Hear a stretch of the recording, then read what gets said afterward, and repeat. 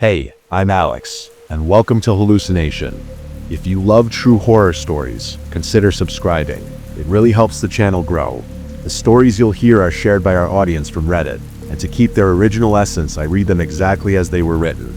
Before we begin, let me know in the comments, where in the world are you listening from?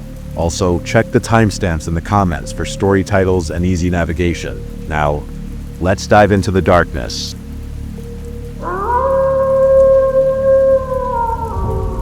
I grew up on an island with one rule: never talk about the other island.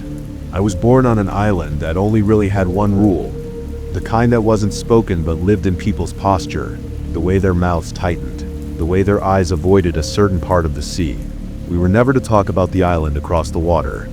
It sat to the east, a half-mile off our shoreline. You couldn't miss it. You'd see it from almost anywhere on our side, past the docks, over the tree line, from the cliffs on the northern edge where the goats grazed. It was always there, sitting still, never changing. A piece of land so close you could row to it in under an hour, though no one did.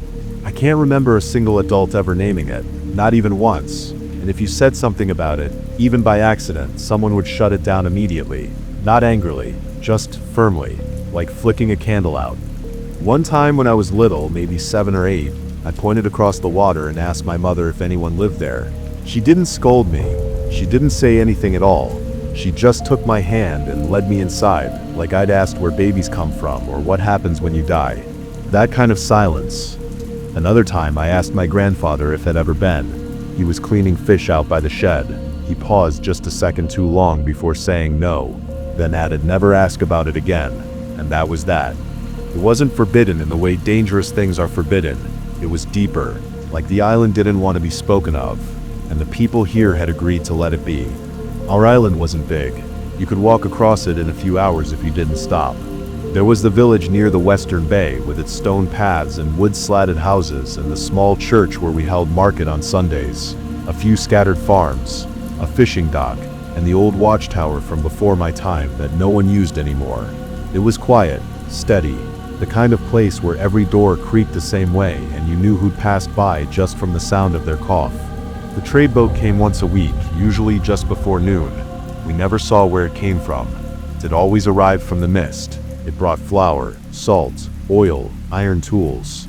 Letters sometimes, though no one in my family ever got any. It left with barrels of fish and boxes of preserved vegetables. No one ever left with it. Only the trader ever boarded it. It passed down the rope to whoever helped him load and unload, but no one else ever crossed the rail. We were a closed loop. We grew up knowing our boundaries. The sea, the woods, the cliffs, and beyond all of that, the other island, always watching, always ignored. There were 5 of us who couldn't leave it alone. Me, Jonah, Sam, Eli, and Nathan. We were kids like any others. Too much energy, not enough fear. We ran barefoot through the brush, built slingshots from driftwood, dared each other to knock on the widow's door. We spent hot days pretending to be soldiers, and cold nights pretending we weren't scared of ghosts. We stole things, but nothing important. Apples, candles, once a bottle of wine we didn't even like. We were just loud, restless boys. Jonah was the biggest tall for his age, shoulders already starting to widen like his father's. He didn't talk much, but when he did, people listened. Sam was the quickest, always first to climb something, first to run, first to joke about things that made the rest of us squirm. Eli was quiet and careful, and always the one who asked what if, before we did something dumb. Nathan was clever, sometimes too clever. He'd make up lies so good we believed them, even after he admitted they weren't true. And then there was me. I don't know what I was in that group. I guess I was the one who remembered, the one who carried it longest. We never said it out loud, but we all watched the island, from the rocks by the southern cliff, from the upper fields when the wind cleared the trees, from the shore when we were supposed to be fishing but spent more time staring at the horizon. We'd talk about it only when we were sure no one else was listening. Maybe it's a ruin, Eli once said. Like people used to live there but something happened. Sam snorted. What, like ghosts? Maybe it's where the trader comes from, I offered. He never says. Jonah said nothing, just stared into the distance. We didn't speak of it often, and when we did, it was always with that half-serious tone kids use when they're testing how far they can push something without making it real. But over time, the idea started to settle, not in our mouths but in our bones, like it had been waiting there all along. We didn't plan it then, but I think we all knew we would. It was Jonah who said it first. We were behind the storehouse, the 5 of us perched on a broken cart that sank slightly in the middle, chewing through whatever scraps we'd stolen from our kitchens. Salted fish, hard bread, half-rotted apples that still had enough sweetness left in them to be worth the trouble. The kind of food that tasted better because it wasn't given to us. He didn't clear his throat or build up to it. He just said, "I think we should go," like he was talking to himself. No one asked where. We all knew. That silence, the way no one looked at each other, the way we kept chewing like the words hadn't landed, that was agreement. Sam spat a seed into the dirt. Tomorrow? Jonah still didn't look up. 2 mornings, before sunup. Nathan nodded. Eli wiped his hands on his pants. I didn't say anything, but I was already picturing the tide. We met 2 mornings later, just before sunrise, in the kind of pale, still light that feels like the world hasn't started yet. The moon was still visible, hanging low in the sky like it hadn't made up its mind to leave. The dirt was damp from night air, and everything around us smelled like the ocean. Not fresh, like wind and salt, stale like old ropes and barnacles, and the inside of a bait barrel. We didn't bring much, a couple flasks of water, a loaf of bread wrapped in a cloth, some rope, a pocket knife. None of us could use right. Eli brought his father's compass. The face was cracked, and the needle had a habit of drifting even when you held it steady, but he brought it anyway. Sam brought a hammer, for some reason though he never said why. Jonah had taken the skiff from the far end of the dock where the unused boats were kept. It wasn't in good shape, but it floated. That was enough. It creaked when we pushed it into the shallows, and for a second I thought the sound might carry and wake someone, but the village above us stayed dark. No lights, no footsteps. Just the soft hiss of water and the thump of oars against the side of the hull. We climbed in. Jonah and Nathan took the oars first, setting a rhythm without speaking. The rest of us sat in silence, our backs to the shore. I didn't look back. The water was colder than I expected. Not freezing, but deep cold, like it came from underneath something. There wasn't much wind, just a faint breeze that moved in slow, irregular pulses. It brushed the surface of the sea in places. I watched the light from the sky ripple and disappear beneath the oars as we moved. As we got farther out, the shape of the island came into view, slowly, like it was pushing through fog we hadn't noticed before. I'd seen it all, my life, but only from shore. Now from the water, it felt different, bigger, heavier. The trees formed a jagged silhouette against the sky, and the hills behind them looked like sleeping animals just starting to stir. The closer we got, the more it felt familiar. The shape of the coastline, the slope of the land. It was like rowing toward a memory, one you couldn't fully place until you were inside it. There was a moment, maybe halfway across, where I turned to look behind us and saw that our own island was already fading into mist. A low fog was moving in fast, curling over the water like smoke through grass. The beach, the houses, even the trees, gone. Just a soft gray smear behind us. It looked farther away than it should. "Fins," Sam said. And he said it too calmly, like he was trying not to cause a stir. We all looked. Just to the right of the boat, something slid under the surface. Long, smooth. It passed without sound. Then another, and another. 4, maybe 5. Just below the waterline, circling in wide, slow arcs. I couldn't see their shapes fully, but they moved like they had purpose. "Sharks," Jonah said under his breath. "Black tips, I think." Eli leaned forward. "How can you tell?" Jonah didn't answer. He just started rowing faster. So did Nathan. Neither of them said a word, but the skiff began to lurch forward harder with each pull. Sam reached down for the hammer in his bag and gripped it like it would make a difference. The boat started to wobble with the force of the strokes. Water splashed. The nose tilted. I tried to stay calm, but the air around me had gone thin, and every muscle in my body was bracing for something I couldn't see. The island was close now, close enough to see the rock line clearly. No dock, no paths, just broken shoreline and thick brush that came almost down to the water. A crooked tree leaned out over the water near a narrow stretch of beach, barely wide enough to stand on. It looked untouched, uninviting. Then came the hit. A soft thud followed by a jolt that rocked the skiff, like wedge slammed into something just below the surface. "Reef," Jonah barked. The boat tilted violently to one side, then the other. Water surged in through a crack below the center bench. Cold, fast, rising. Something heavy clattered against the boards. Maybe the hammer.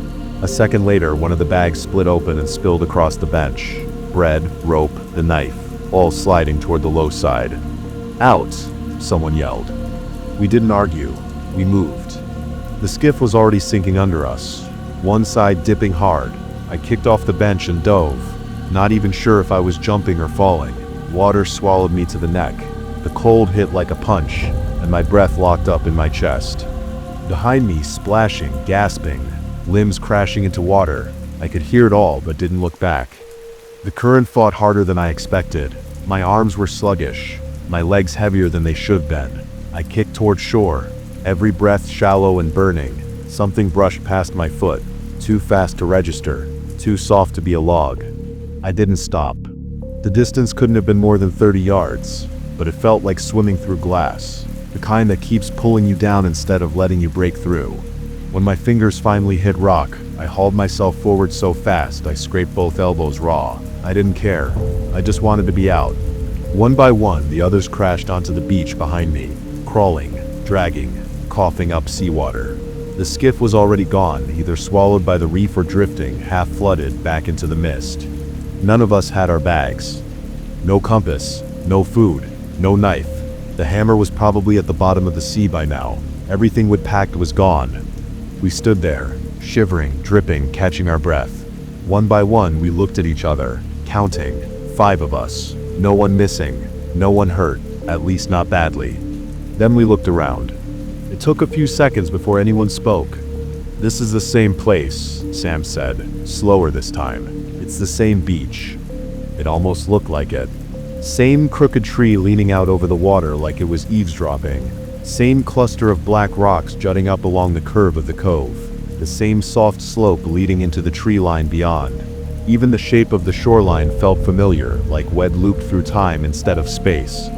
Jonah turned in a full circle, scanning the trees and the shore and then the water again. "We didn't go anywhere," he said. His voice didn't sound angry. It sounded resigned. Eli was squinting at the ocean, his face tight. "We rowed across. We saw the island. We left." He didn't say it like he was arguing. He said it like he was trying to remind himself. No one responded.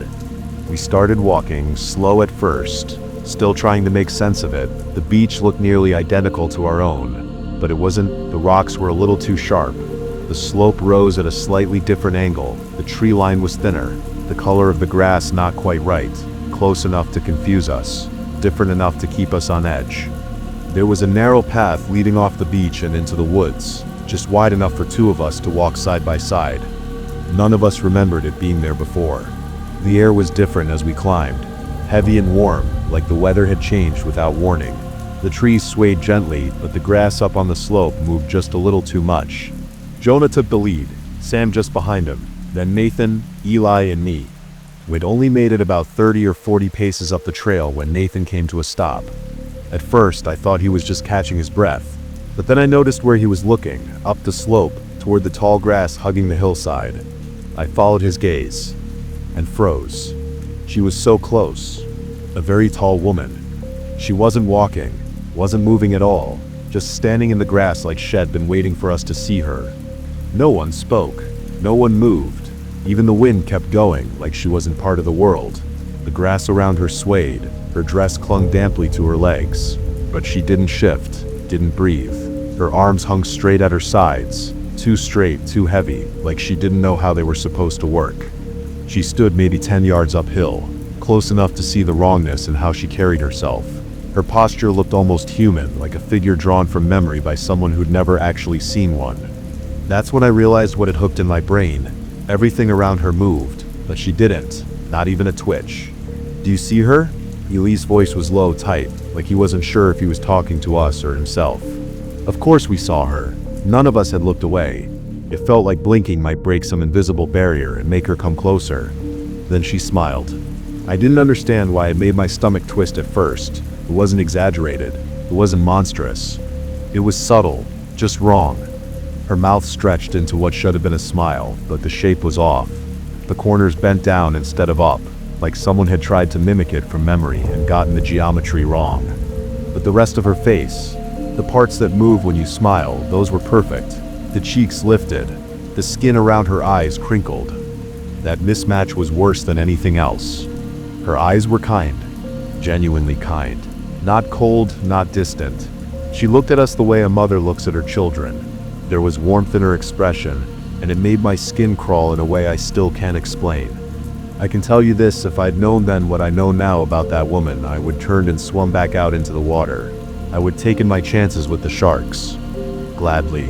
She raised her arm. The motion was slow, unnatural, like her joints didn't belong to her. Her hand lifted until one long stiff finger pointed straight at us. We didn't scream. We didn't run. We just started backing away, careful not to turn around, like we thought not facing her would make things worse. Sam bumped into Jonah, who muttered a curse under his breath. "Why is she pointing at us?" Sam asked, barely audible. Nobody answered. I kept watching her finger. Something felt off. The angle, it wasn't quite right. Eli squinted, stepping half a pace forward. "Wait," he murmured. "I don't think she's pointing at us." I looked from her finger to her face. He was right. Her eyes weren't on us. They were aimed just above our heads. Her arm cut across the air in a straight line, not to us, but over us. That's when I felt it, that slow pull in my gut, the primal feeling that something was behind me. We turned all at once, and saw 5 people standing in the woods behind us, just beyond the path, half shaded by the trees, not hidden, just waiting. They looked like us. Same height, same hair, same builds, but they were wrong in ways you didn't notice at first. The clothes were mirrored buttons on the wrong side, shoelaces tied in configurations that didn't make sense. Nathan's double had a tear in his shirt, but on the opposite side, Eli's double stood with arms crossed, like he always did when nervous, except the arms were reversed, left where the right should be. They weren't moving, just standing there, perfectly spaced, aligned, like mannequins arranged in a storefront. We didn't speak. They didn't either, just stared expressionless, like they were waiting for something. I stepped back without meaning to. The crunch of leaves underfoot sounded deafening. The air had changed. Not colder, not darker, just wrong, like the rules we trusted had quietly stopped applying. I glanced back at the woman. She was still there, no longer pointing. Her body hadn't moved an inch, but her head was pushing forward. Just her head, tilting, straining toward us like it was being reeled in.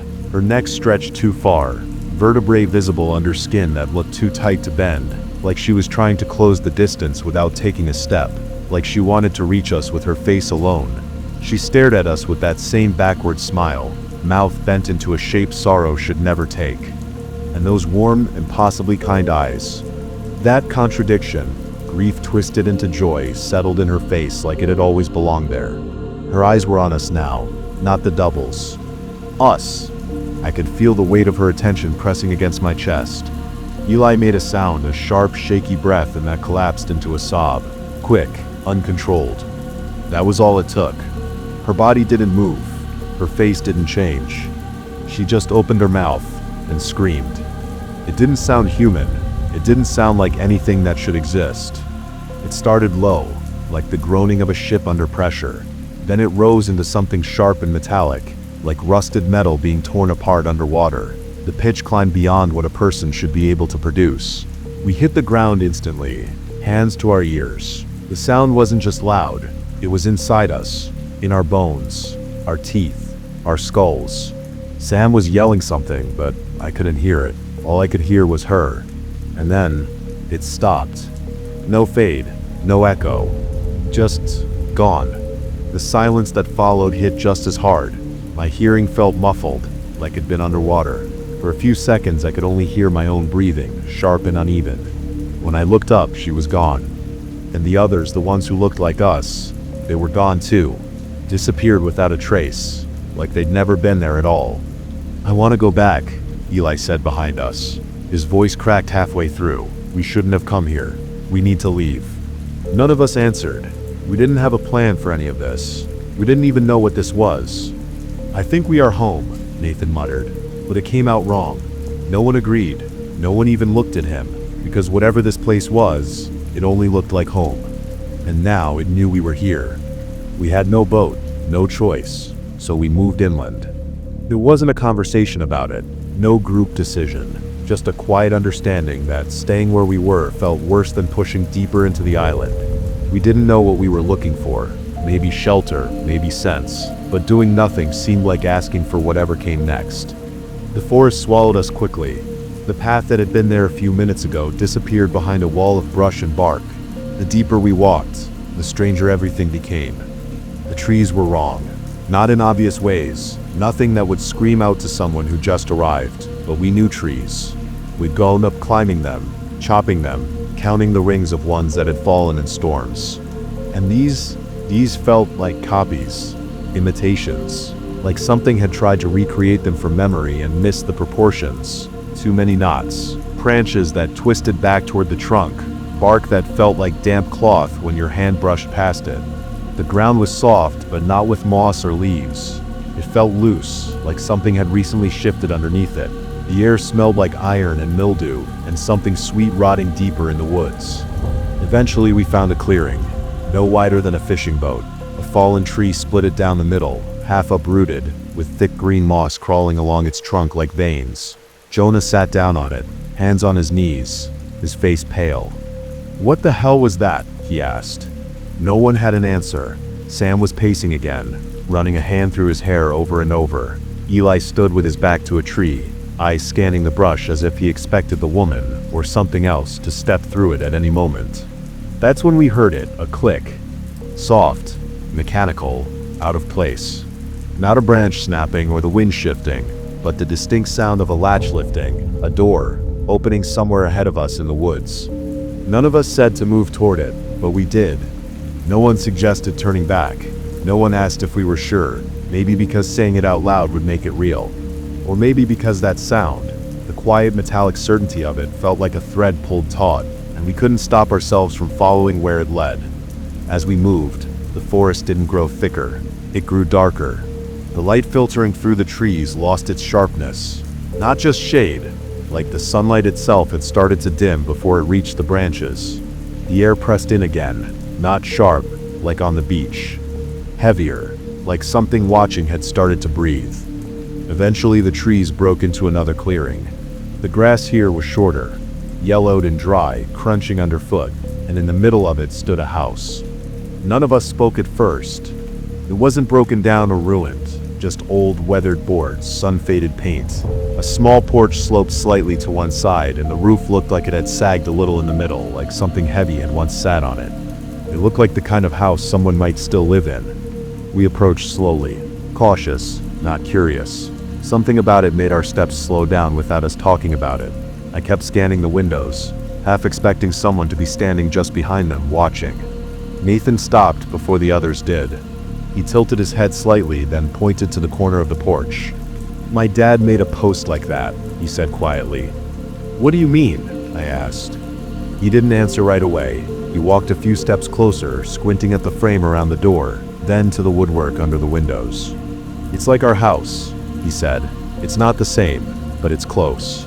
He stepped up onto the porch. We followed, hesitant. None of us wanted to be near the place, but no one wanted to let Nathan go alone either. The door was already cracked open, just a few inches. Nathan hesitated anyway, like something might still reach out and shut it. Nothing did, so he pushed it open the rest of the way. The smell hit first, just stale air and old wood, like a room that hadn't been opened in too long. The kind of place where dust doesn't float, it just settles into the walls. It looked small from the outside, but the inside felt deeper, bigger than it should been, like the walls had stretched just enough to be wrong. Inside, the light was dim and orange-tinted, like it was filtering through the wrong kind of glass. The hallway was narrow, a coat rack on one side, faint scuff marks on the floor, a chair in the corner that looked familiar, though I couldn't say why. Nathan stepped in first. We followed, slow. Nathan was quiet. He was looking at the photographs on the wall. They were of his family, his parents, his sister, him. But everything was reversed. His dad's watch was on the wrong wrist. His sister's birthmark had switched sides. The smiles looked normal at first, until you stared too long, too symmetrical, too wide. To the right, a doorway led into what looked like a living room, mirrored on our island. Nathan's living room was to the left when you walked in. Here, it was flipped. Not just the layout, everything. The furniture was the same kind. Not identical, but close. Same colors, same wear patterns. A clock on the wall ticked just a half beat slower than it should. The painting above the mantel showed a landscape we all recognized, except the river ran the wrong direction. "I want to go," Ollie said behind me. His voice was barely there. None of us answered. We just kept looking.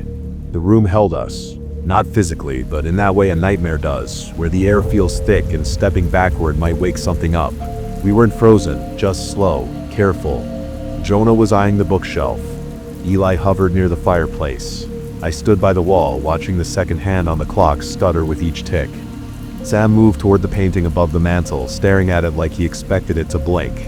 No one talked. We were all too deep in it, scanning corners, studying the little wrong details, trying to figure out what this place was. Then Sam turned, brow furrowed. "Where's Nathan?" Every head snapped around. He wasn't there. He hadn't made a sound. No footsteps, no door creak. He'd vanished like air.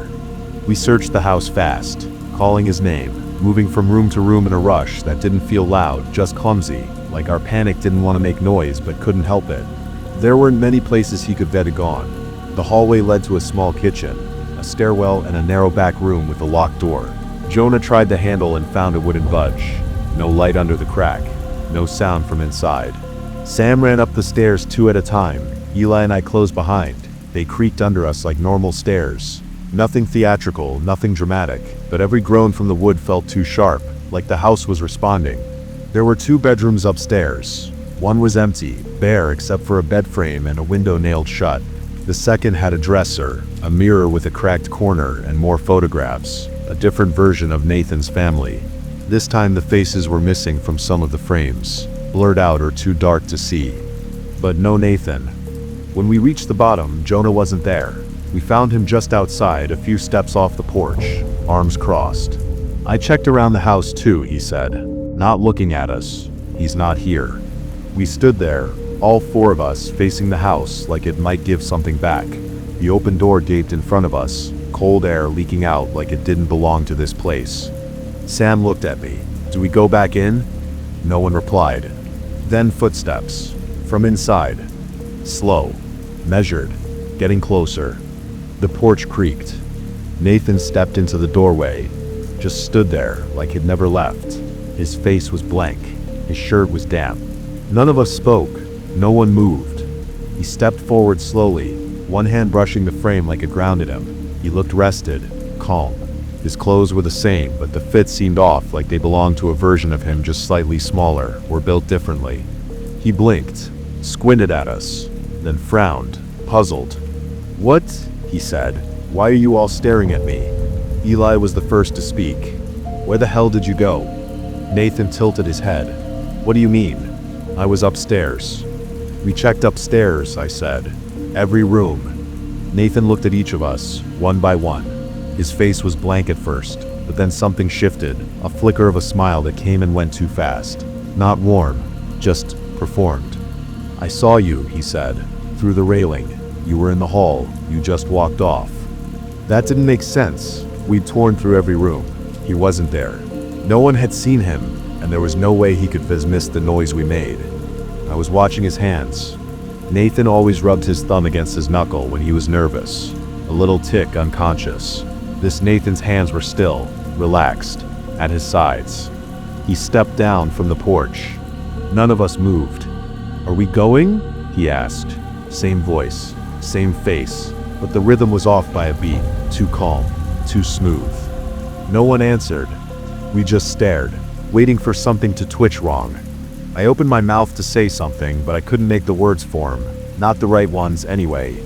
We just started moving, brisk, determined, not quite running but no longer willing to stop. The sky was dimming fast, the woods deepening in color, and everything around us seemed to press in with a quiet that felt more like watching than stillness. Jonah walked up front. Sam stayed beside me. Eli and Nathan trailed behind us, a little slower, not too far back at first. We were almost to the beach when it hit us. A voice cracked open behind us, rasping, high-pitched like a throat trying to speak for the first time and tearing itself apart in the process. There was the shape of a word, but the sound didn't know how to hold it. We froze. None of us looked back. "Run," Jonah said firmly. That was it. So we ran. Branches whipped our arms. Roots caught our feet. The path bent the wrong way more than once. And every tree looked like one we'd already passed. But we kept moving, pushing forward through the tightening forest until the trees finally broke open again, and we saw it, the dock, warped and crooked, half sunken at the far end. A boat was tied to it, not the one we'd taken, but something older, narrower, still afloat. We stopped at the edge of the road right next to the boats, and turned. I checked to make sure everyone was with us. Eli was not. I watched the clearing, expecting to see him jogging up behind, cursing or out of breath. But the bend in the path stayed empty. We waited. A few more seconds passed, then we heard it. A scream, ragged and sharp, echoing through the trees like it didn't belong to a voice, but something breaking, not words, just pain. Jonah moved first. He stepped away from the boats, 1 foot toward the woods, and that's when she appeared. She walked slowly out from the bend of the clearing, circling into view. Cradled in her arms was Eli. He was still screaming. His body writhed, legs kicking, hands clawing at her shoulders. She didn't struggle. She didn't even seem to notice. Her arms were wrapped tightly around him, pulling him against her chest like a mother calming a child in the middle of a tantrum. Her face was fixed on us. Not Eli, not the forest, just us. Her eyes never left ours, like she wanted us to see everything, and we did. That same downward smile carved her mouth into a deep, strained curve.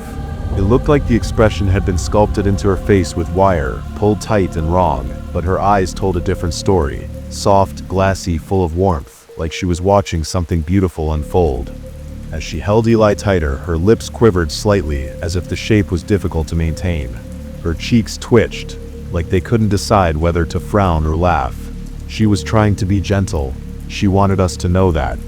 Eli was screaming, but it wasn't just fear. It was pain. Real pain. The kind that stopped sounding human. His arms pushed against her shoulders, clawing, slapping, nothing that made a difference. His legs kicked out violently, his whole body thrashing like an animal in a snare. The heels of his boots barely scraped against the dirt as he was being held up. And still, she looked at us, like we were the ones she was holding. Sam made a sound, half a sob, half a curse, and stepped forward. Jonah grabbed his arm. "We can't," he whispered, his voice cracking. "We can't." But we all took a step anyway. I did. I felt my foot move before I meant it to, like something in me couldn't stand still and watch. Then Eli screamed again, louder this time, high and desperate, raw at the edges. The kind of sound that burns your throat even when you're not the one making it. He kept kicking, kept trying. She didn't flinch, didn't tighten her grip suddenly. It wasn't violence. It was pressure, steady, controlled, like she was soothing him into silence, one bone at a time. His screams of agony unraveled into a choking, broken gasp, like even his voice was giving out. Then we heard it, a single crack, subtle, quiet, like a thick branch snapping underfoot. Eli jerked once in her arms, then stopped moving. His head lolled against her shoulder, his arms dangled at his sides, empty of fight. She didn't stop smiling. She held him there, still watching us, her eyes locked onto ours like she wanted to see what we'd do next. Her fingers brushed his back in slow, meaningless circles like she was soothing him to sleep. Jonah stepped backward first, then Sam. I followed. I didn't even think. I just moved. The boat scraped against the rock as we pulled it into the water. Nathan hadn't spoken. I looked at him once, just once, and wished I hadn't. He wasn't crying, wasn't breathing hard. He was standing completely still, watching her, and there was something small and soft at the corner of his mouth, an attempted smile, just enough to be seen, just enough to be wrong. We climbed into the boat, pushed off. No one looked back except me. She was still standing at the edge of the trees, Haley's body limp against her chest, one arm wrapped around him like he was hers, and the other lifted slowly. She waved. We didn't speak on the water. None of us touched the oars at first. The tide pulled us gently, like the sea itself was too tired to fight. The sun had almost slipped beneath the horizon, casting everything in that strange copper light that makes the world feel unreal, like you're seeing it through memory instead of your own eyes. Jonah finally took one oar, Sam the other. I sat in the middle, arms locked around my knees, staring at the ripple patterns trailing behind us. A I don't remember when we lost sight of the mirrored island. I just remember the moment the real one came into view. The same island we left, same houses, same hills, same docks. But we didn't come back whole. One of us was dead, and one of us came back wrong. There was a crowd at the shoreline. People from the village, parents, a few older brothers, a grandmother with her arms folded tight.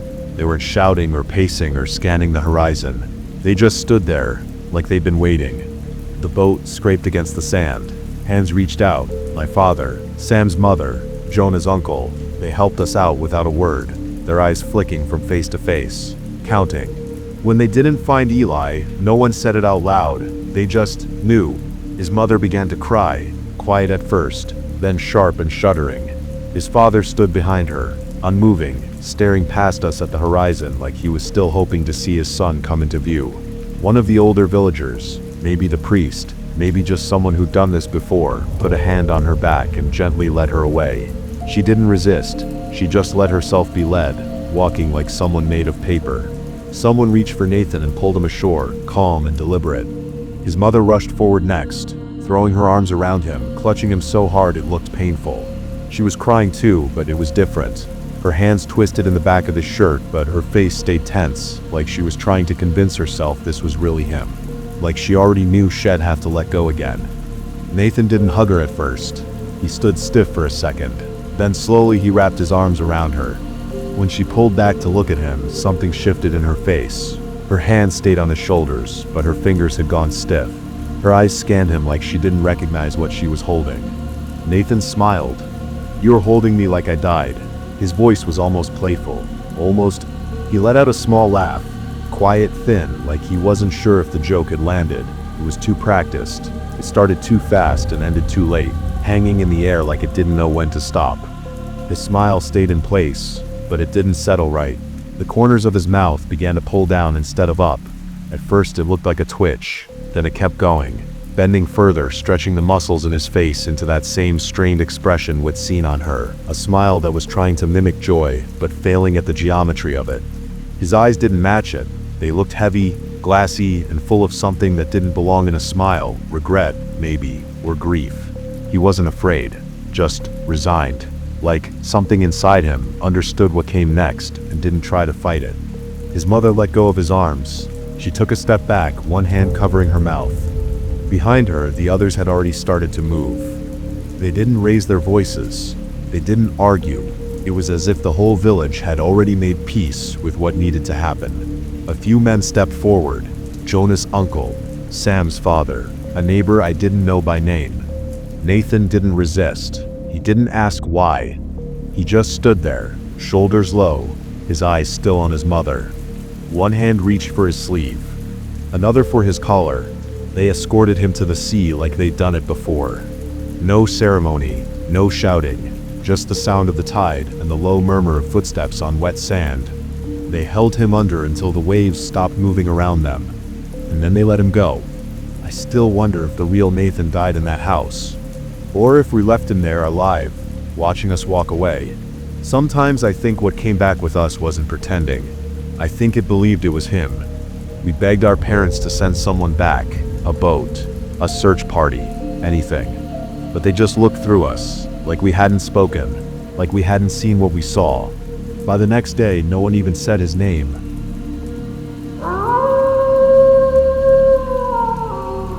My hometown holds a midnight church service. No one will talk about what happens inside, but I'm afraid I'm about to find out. I hadn't been back to Grayer's Hollow in over 20 years. Not since I left for college and told myself I'd never look back. But my mother died, and that's the kind of thing that pulls you home, whether you want it to or not. The first and most obvious thing I noticed when I crossed the county line was that the town hadn't changed much. Same cracked sidewalks, same general store with the same faded open sign that never turned off, the same crooked church steeple rising over everything like it was keeping watch. But something felt wrong, off, in a way I couldn't name. Everyone I passed on Main Street smiled at me. Not just polite nods, big toothy smiles that held too long. Their eyes didn't seem to blink. Some of them greeted me by name, even though I didn't recognize a single face. And they all spoke the same way, slow, lilting, like they were reciting something they'd memorized a long time ago. "Welcome home. We're so glad you've returned." Returned, like I'd been expected. At the wake, I saw people I hadn't thought about in decades, and one word kept coming up in whispers when they thought I couldn't hear. Midnight. Midnight Mass. The words hit something old in me, something I hadn't thought about in decades, a buried memory. Once a month, every adult in town would vanish after dark. The children stayed home, locked in, lights out, told not to peek, that we should be asleep by then anyway, and if we weren't, all manner of monsters lurked about at night, looking for disobedient children to chase. My parents would come back after midnight, different, creepy smiles painfully wide, holding hands, humming something under their breath. One night, I woke up to the front door opening and crept to the stairs. I watched them walk in, glowing, skin damp with sweat. They whispered in unison, "Bless the vessel, feed the bloom." I asked my mom once what midnight mass was. She smiled and told me it's just a tradition for the good of the town. I stopped by the old cul-de-sac where I used to ride bikes until the streetlights came on. Some of the houses were boarded up now, but Mrs. Langley still lived in hers. Same lace curtains, same plastic lawn flamingos. She opened the door before I could knock and said I looked just like my mother. Her smile was big enough to show molars. "We've been waiting for you," she said. I didn't like the way she said we. I asked her if she remembered the midnight mass. Her smile faltered for just a second, then snapped back into place, tight as ever. "Oh, we don't talk about that, dear," she said. "Least not to outsiders. But I grew up here. All the more reason." I left before the tea water finished boiling. Later that day, I found Jesse Mallory, my closest childhood friend. He worked at the town's only gas station now. Same crooked teeth, same nervous laugh. When I brought up the midnight mass, Jesse went pale. "Jesus, you're really asking about that?" I nodded. "Did our parents actually go? I thought it was just some weird church thing." He looked around, then leaned in. "Don't go," he whispered. "If they know you're back, they'll want you to join." A silence fell between us. He started to say something else, but stopped. As I walked away, he called out after me. "He's still here, you know. The preacher looks exactly the same. 20 years. Not a fucking wrinkle, not a hair out of place." He shuddered. "I don't think he's aged a day." The church sat at the far end of town, past the railroad tracks, and just before the tree line thickened into proper woods. I hadn't been near it since I was a kid. It looked smaller now, but somehow heavier, like it was sinking into the ground with the weight of age and secrets. Around 11:30 that night, I parked a few blocks away and walked the rest of the way on foot. The air smelled like wet stone and tasted like iron. The street was silent. No cars, no crickets, no wind. At 11:57, the church lights snapped on. Not all at once, one window at a time, like something waking up. People began to arrive. One by one. No chatter, no greetings. All of them in their Sunday best. Dresses, suits, polished shoes. Their faces were blank, their movements synchronized. Everyone walked the exact same pace, like a processional they rehearsed their whole lives. I ducked behind the bushes across the street, my heart thudding in my throat. That's when I saw the car. An unmarked black sedan pulled up without a sound. The passenger door opened and a tall man stepped out. His coat was floor-length, dark velvet or leather, with symbols sewn into the collar, angular shapes that made my stomach twist to look at. He didn't knock. He didn't speak. He simply walked to the door, and the doors opened for him, creaking not like wood, but like stone grinding over stone. Then they closed behind him, sealing the church like a tomb. After that night, I couldn't stop thinking about the church. I told myself I was just curious. Still grieving, still shaken, but it was more than that. I'd walk past during the day, gazing at the stained glass and the warped wood, staring at the crooked steeple like it would blink if I caught it off guard. People in town kept smiling at me, too wide, too often. I stopped sleeping. When I did sleep, I dreamed of my parents, not how they were. How they looked after those nights, when they came home glowing, whispering. In the dreams, I'd wake up to find them standing in my doorway, holding hands, chanting the name of the preacher over and over. He who walks between. He who walks between. One afternoon, I went up to the attic to look for old photos. Instead, I found my childhood notebook, covered in stickers and dust, tucked inside a shoebox. Flipping through it, I found drawings of the church. Page after page, scrawled across one of them in my own child handwriting, barely legible. Don't go to the church. He's not wearing her skin right. What? Why? How? Why did I write that? By that night, I couldn't take it anymore. I put on black clothes and headed out. I left my car 2 streets over and entered through the back. That's where an old fire escape led up to a broken window in the choir loft. I crawled inside just before midnight and hid in the shadows, waiting for the sermon to begin. When midnight struck, the organ began to play. No one sat at the keys. The sound was fractured, notes bent just slightly out of tune, rising and falling in a slow, unnatural rhythm, almost like breathing, like something beneath the church exhaling through the pipes. From my perch in the choir loft, I could see everything. The pews were full, not a whisper, not a cough, not a single flicker of movement. Every person stared forward, hands folded in their laps, faces blank. The doors creaked open. He entered. The preacher. He was taller than anyone I'd ever seen, at least 7 feet, maybe more. His suit was charcoal black, perfectly fitted, but the shape beneath was wrong. His arms were too long. His fingers moved in slow, insect-like twitches, and his face, God. It was smooth, waxy, stretched too tightly over his skull. His eyes were deep set, not quite aligned, and when he opened his mouth, his voice came out like a chord. Numerous tones layered together, one high and lilting, one low and gravelly, and something in between, rasping, wet, too close to the mic. The blood has remembered, he said. The shell is ready. Acolytes in dark robes brought forward silver chalices filled with a thick black liquid that shimmered like viscous oil. Each member of the congregation drank deeply. Then they brought someone else forward.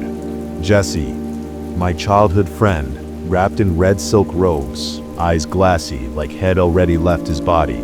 The preacher took his hand, drew a blade from his coat, a thin curved knife etched with symbols, and slit Jess's palm. No blood came out. Instead, a golden, smoky mist swirled upward like incense. The congregation inhaled deeply as it rose. Then, in perfect unison, we are the seed. He is the bloom. Let him root in us. I gasped, too loud. The preacher turned his head slowly, mechanically, like a ventriloquist's dummy finding the source of a voice. Dozens of heads turned with him, all of them staring straight at the choir loft. At me. The preacher didn't speak. He just tilted his head, slow, precise, almost mechanical, and smiled. But his smile didn't stop at dimples. His lips peeled back to reveal too many teeth, thin and needle-like, packed in rows like a shark's. The congregation stood as one, perfectly synchronized. Their eyes now glowed a faint gold, like candlelight trapped in bone. I bolted from the choir loft. I didn't care how much noise I made. I hit the stairs 2 at a time, nearly tripping, catching myself on splintered wood. Behind me I heard footsteps, not fast, but steady, purposeful. They weren't running. They didn't have to. I slammed through a side door and into the night. Cold air hit me like a slap in the face. I ran across the lawn, leapt over the old cemetery wall, and flew into the trees. Branches clawed at my arms. Roots tried to trip me. Every time I glanced back, I saw nothing, but I felt them. 100 eyes just behind the darkness, watching. I ran until my lungs burned, until my throat tasted like rust. I found my car by muscle memory, fumbled the keys, got inside, locked the doors. My headlights flicked on, and for just a second I saw Jesse in the rearview mirror, eyes glowing, smiling. Then he was gone. I drove. I didn't stop until sunrise, 2 towns away, parked behind a diner with trembling hands and eyes that refused to blink. I didn't sleep. I still haven't. And I don't think I got away either. Weeks have passed since night when I fled Grayer's Hollow. I'm back in the city now, trying to forget, pretending to move on. But things feel thinner, like the barrier between that night and now is wearing down. It started small. Strangers on the train started smiling at me. Too wide, too long. One woman mouthed something as I stepped off, eyes locked on mine. We are the seed. I chalked it up to stress, hallucination. But then the envelope arrived, no return address. Inside was a postcard from my hometown, completely blank except for a smear of black wax across the bottom. I threw it away, burned the trash, then smelled something sweet and rotting for hours afterward. Now I wake at midnight, every night, paralyzed, cold. Something whispers in my ear, close enough to feel breath on my neck. Your place was prepared. And then there are the dreams. I stand in front of the church again, fog everywhere. The preacher opens the door and he's wearing my mother's face, stitched at the corners, mouth frozen in that wide smile. She reaches for me. I always wake up screaming, but one night I know I won't. I think they marked me when I went inside. I haven't slept through the night since. Those blank postcards keep coming. I tried to burn the clothes I wore that night. They won't catch, they just smolder, just smoke, like they remember. I don't think I got away. There's another midnight mass coming soon. I feel it in my chest, in my teeth, in the base of my spine.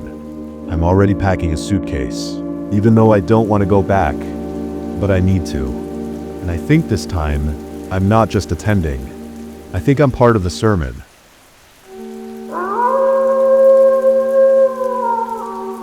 This is a warning.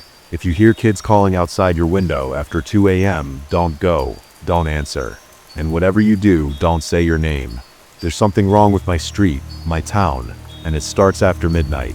You'll hear laughter, children playing. Sometimes tag, sometimes jump rope, sometimes just calling. But we all know better. You don't open the window. You don't peek through the blinds. You never go outside. I told Emily this, but she didn't believe me. She thought it was just some dumb story I made up to scare her. She doesn't think that anymore. Because she's gone. Emily came to live with us in January. Her mom, my aunt, was diagnosed with leukemia, and my parents said it'd just be for a while, but I knew better. The grown-ups had that quiet, serious tone they only use when things are really bad. Her mother's condition weighed on her greatly. They were all each other had. Emily and I were both in 5th grade, but we weren't exactly close. I mean, she was my cousin, but we weren't friends. She cried a lot, didn't talk much at school. We didn't like the same things. My mom said she just needed time to adjust, and she needed me. The Community Creek School was just a block away, at the dead end of our street. A small charter school praised for its community atmosphere, small class sizes, and great test scores. Emily got assigned to Miss Blackburn's class, the Miss Blackburn. Everyone knew about her. She'd been teaching 5th grade since the 90s, and somehow still looked like she was in her 30s. All the boys called her a MILF, but I was pretty sure she didn't have kids. The juicy rumor was she was a witch who fed on kids to stay young. Dumb story, right? Our town had lots of these stupid tales. The older kids always used to try and scare us with the same one about the night kids. If you hear kids playing outside your house after 2 a.m., don't go, don't answer, don't say your name, or you'll join them. We were out in the yard late one night riding bikes. Mom called for us to come inside, jokingly warning us that the night kids would get us. Afterwards, I explained the tale from our neighborhood to her. If you hear the kids, don't go outside. She laughed. What kids? The night kids. The ones that call you out. They only come after 2 a.m. She gave me a look. That's so stupid. Yeah, I said. It is. But I didn't sleep well that night. I woke up to whispers, giggles, a skipping rope sound. Then I heard the front door close. I sat up and went to Emily's room. Her bed was empty. I ran downstairs and flung open the door into the cold. Across the street by the creek, I saw them figures, maybe 8 or 9 of them. Kids in Halloween costumes, pajamas, even clothes that looked way too old. One had a cone party hat, another in a 90s windbreaker. Their eyes glinted like mirrors. And in the middle of them, I saw Emily, dazed, pale, walking like she was half asleep. I screamed her name. I ran to her, but she turned and looked at me like she didn't recognize who I was. I yelled her name again, but one of the children grabbed her hand and started pulling. Several then turned their glares towards me, cold, dead eyes warning me. One boy in pajamas started towards me with teeth bared and hands raised. I stumbled backward into the street. Opening his mouth, he released a chilling wail that sounded like 1,000 children in agony screaming all at once. All I could do was run. When I got to the porch, panting, I turned to look back. I watched helplessly, terrified as they vanished into the woods with Emily. The cops were called. Flyers went up. Dogs sniffed. Drones flew. Nothing. No sign. No prints. No Emily. Weeks passed. My aunt passed. The dark cloud of Emily's disappearance has scarred our family forever. At school, we started working on the 5th grade legacy project, something each class does to leave a piece of themselves behind. This year's class chose a mural, hearts painted on the back wall with our names inside. But while we were outside looking at projects from the past, something caught my eye. In the back corner stood a totem-like pole made of a wood block adorned with plaster casts' faces. I stared at one near the bottom. I knew it. Emily's face. The plaque read 5th grade class legacy project, 1997, guided by Miss Blackburn. That would have been her first year here. And if that's true, how does she still look exactly the same? That afternoon, I went to her classroom after hours. Her blinds were drawn. The room was empty, quiet, but something felt off. A drawer in her desk was slightly open, so I peeked. Inside, I saw something small and plastic, Emily's hair clip. My hair clip, the sparkly pink one with stars I let her borrow the night she vanished before she went to bed. That night, I locked my window. I stuffed towels under the crack in the door. I buried myself in blankets. Every light was on. Still, I heard it. The giggles, the skipping, the whispering. Then Emily's voice. Right outside my window, she said my name.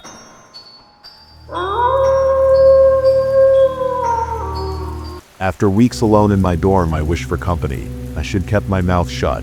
My roommate moved out weeks ago to stay with his guardian, so now I'm alone in a 2-person dorm. Everyone else has a roommate, at least from what I know, and it's practically mandatory, but not me. Well, not after he left. He was having problems falling asleep. His health wasn't keeping really well, and he often woke up startled at night. I never had such experiences. Maybe he just needed some help I couldn't offer. So, it was around 1 a.m. on a late Friday night. I was half-heartedly studying for some elective I couldn't care less about when I decided to head down to our central dining hall for some water to fill my bottle with. The cooler was in there on the floor below. As I locked the door behind me, I could sense an off feeling gnaw at me. The dorm that night, it felt off. Normally you'd spot someone grabbing a snack, heating up leftovers, or just pacing the halls and corridors on their phone. But that night, nothing. No footsteps, murmurs, and not even the night guards. The dorm, it was dead silent. When I reached the dining hall, the lights were off. Only a single pale tube light flickered above the water cooler. I walked in, half asleep, and started filling my bottle. All I could hear at that moment was the soft hum of the cooler and the buzzing light above. That's exactly when I heard it. A loud metallic clang that echoed from somewhere deeper in the hall. Sharp, sudden, like a tray flung across the kitchen floor. I was paralyzed for a moment. The wet bottle slipped from my hand and hit the floor with a hollow thud, rolling a little before settling. There was no one there. I didn't even bother checking where the sound came from. Just snatched the damn bottle from the floor and bolted outside toward the stairs, heart pounding. As I rushed back up to my floor, I could swear I heard manic footsteps pace just a few feet behind me, trying to match my pace. Every time I slowed, they slowed too. As was law, I didn't dare to look back. I turned into the hallway on my floor, breathing heavily from climbing the stairs. Almost on my knees, as I stopped by to collect my breathing, I saw something. At the far end, near the exit where the lights barely reached, stood a thin figure just inside the darkness, perfectly still, facing me. It didn't move, nor did it make a sound. I didn't either. I backed toward my room without breaking eye contact.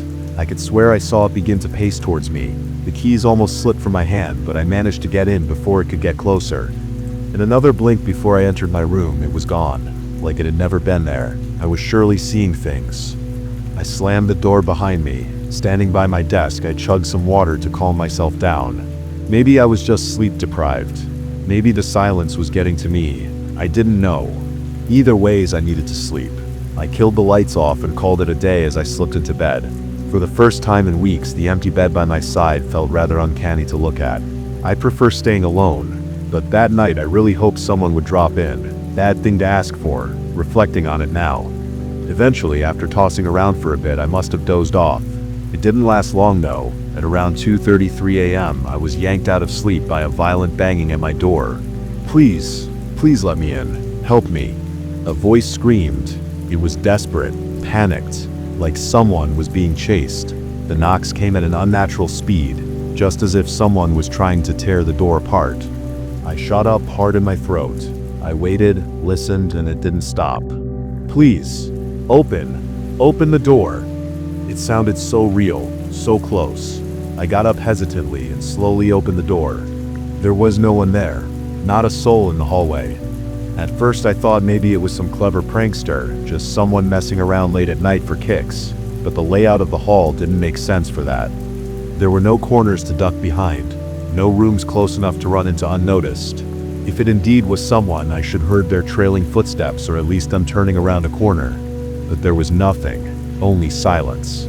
I knocked on a few nearby doors, still half in disbelief. No one answered. Either they were out cold or didn't want to get involved.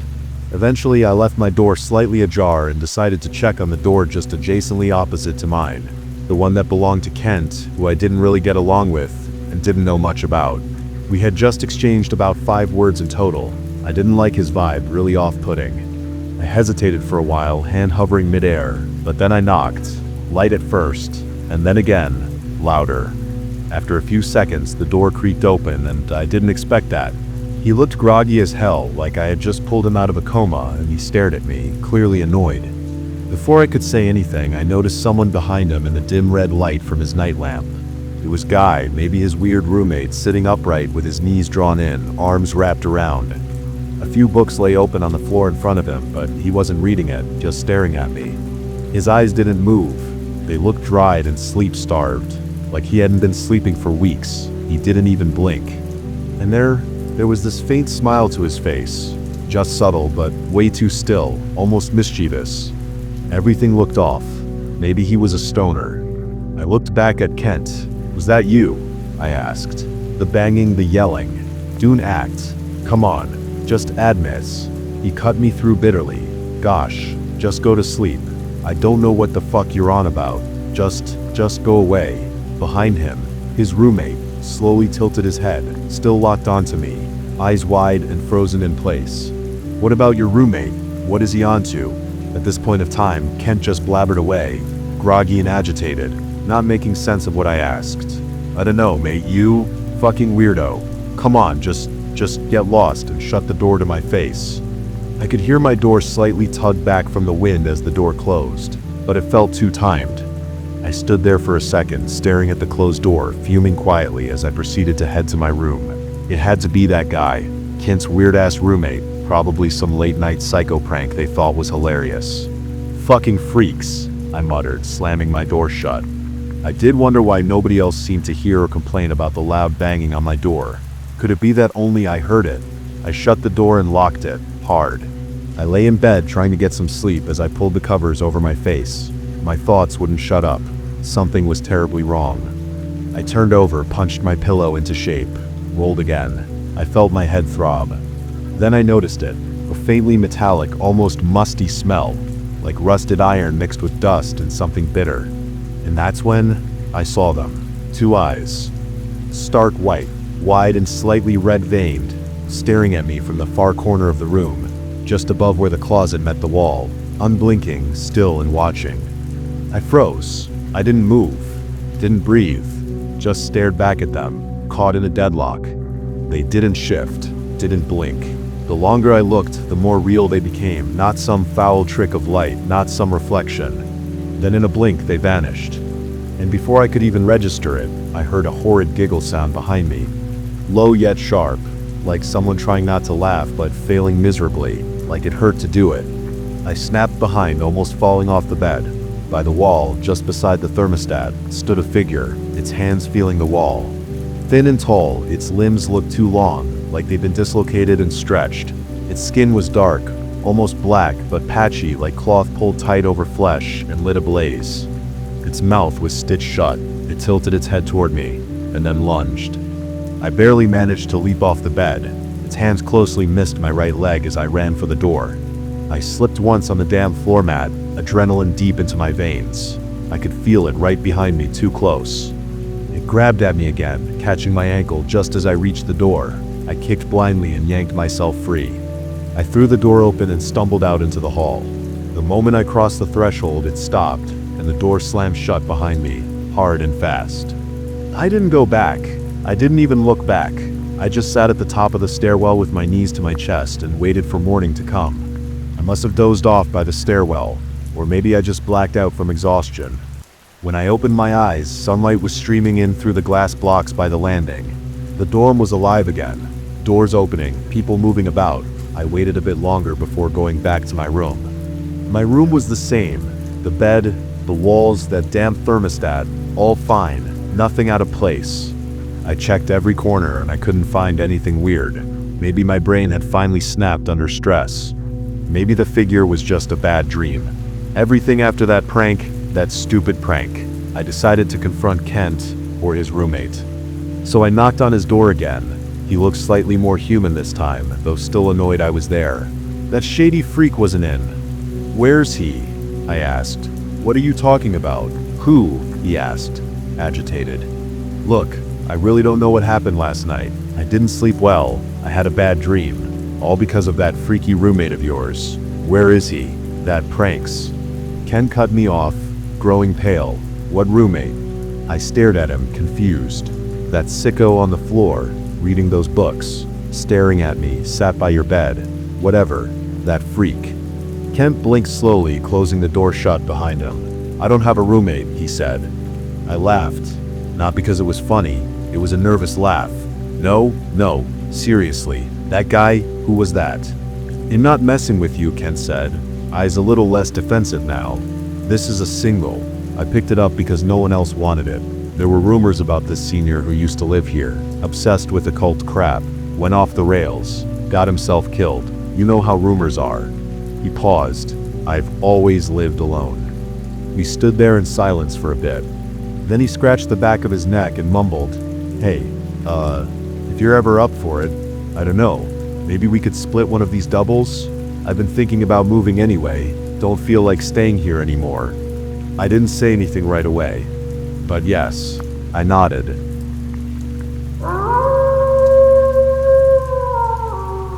No one goes into the Pines. I grew up in a trailer park called Shady Pines, though the name was a lie. There wasn't a pine tree in sight, just gravel lots, sagging porches, and a chain-link fence that rattled when the wind got bad. The real pines were across the road, a wall of dark trees that stretched for miles along the edge of town. Everyone called it the Pines, like it was a single thing, not a forest, and no one went in there. Not kids, not hunters, not even the cops when they were chasing someone. It was just off limits. I'm not talking about a sign or a law, nothing like that. It was the kind of rule you felt in your gut, the way people's voices dropped when they mentioned the Pines, or how they crossed the street to avoid walking too close. My mom used to chain smoke on our porch, staring at the trees like they owed her something. But if I ever asked about them, she'd snap, "Stay out of there, Josh. You hear me?" Then she'd light another cigarette, hands shaking, and that'd be the end of it. When I was 9, I asked my neighbor, Mr. Hargrove, why no one went in. He was old, lived alone in a trailer with duct-taped windows, and always smelled like beer and motor oil. He was fixing his lawnmower when I asked, and he stopped, wiped his hands on his jeans, and looked at me like I'd just cursed his mother. "You don't go in the Pines," he said, "not unless you want to come out wrong." Then he went back to his mower, and I knew better than to push. Shady Pines wasn't much, but it was home. A couple dozen trailers, a laundry shed that always smelled like mildew, and a playground with a slide so rusted it'd cut you if you weren't careful. We were on the edge of a small town in Ohio, the kind of place where the biggest news was a new Dollar General opening. Everyone knew everyone, and everyone knew the Pines were there, waiting across the road. You could see them from anywhere in the park, looming over the fence, their shadows stretching long at dusk like fingers reaching for us. I'm 24 now, living in a different state, but I'm writing this because I need to get it out.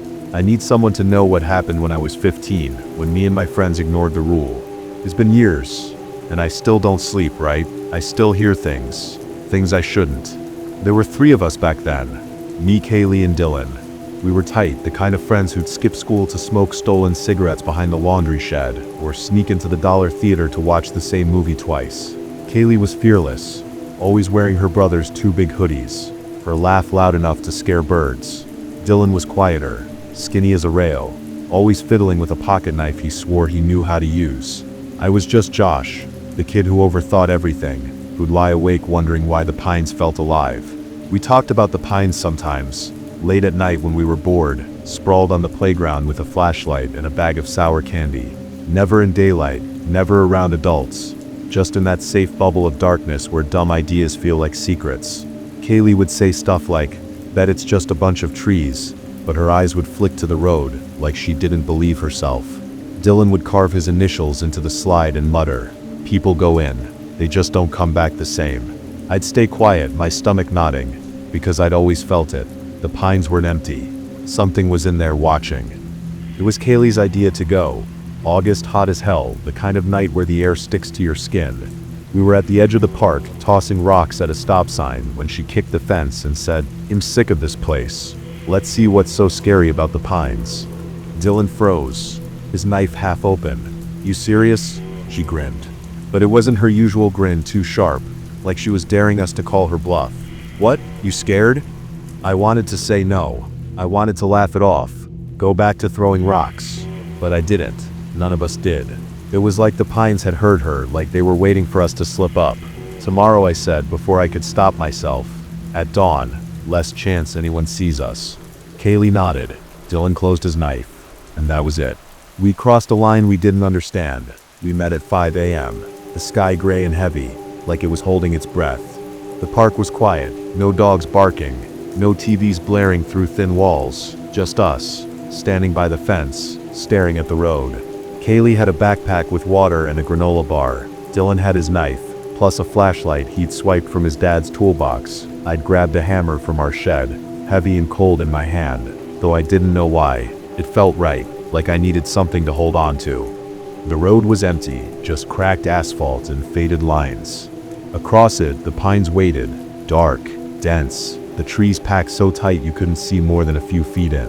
Up close, they looked wrong. Not the trees themselves, but the way they stood, too straight, too still, like they'd been arranged.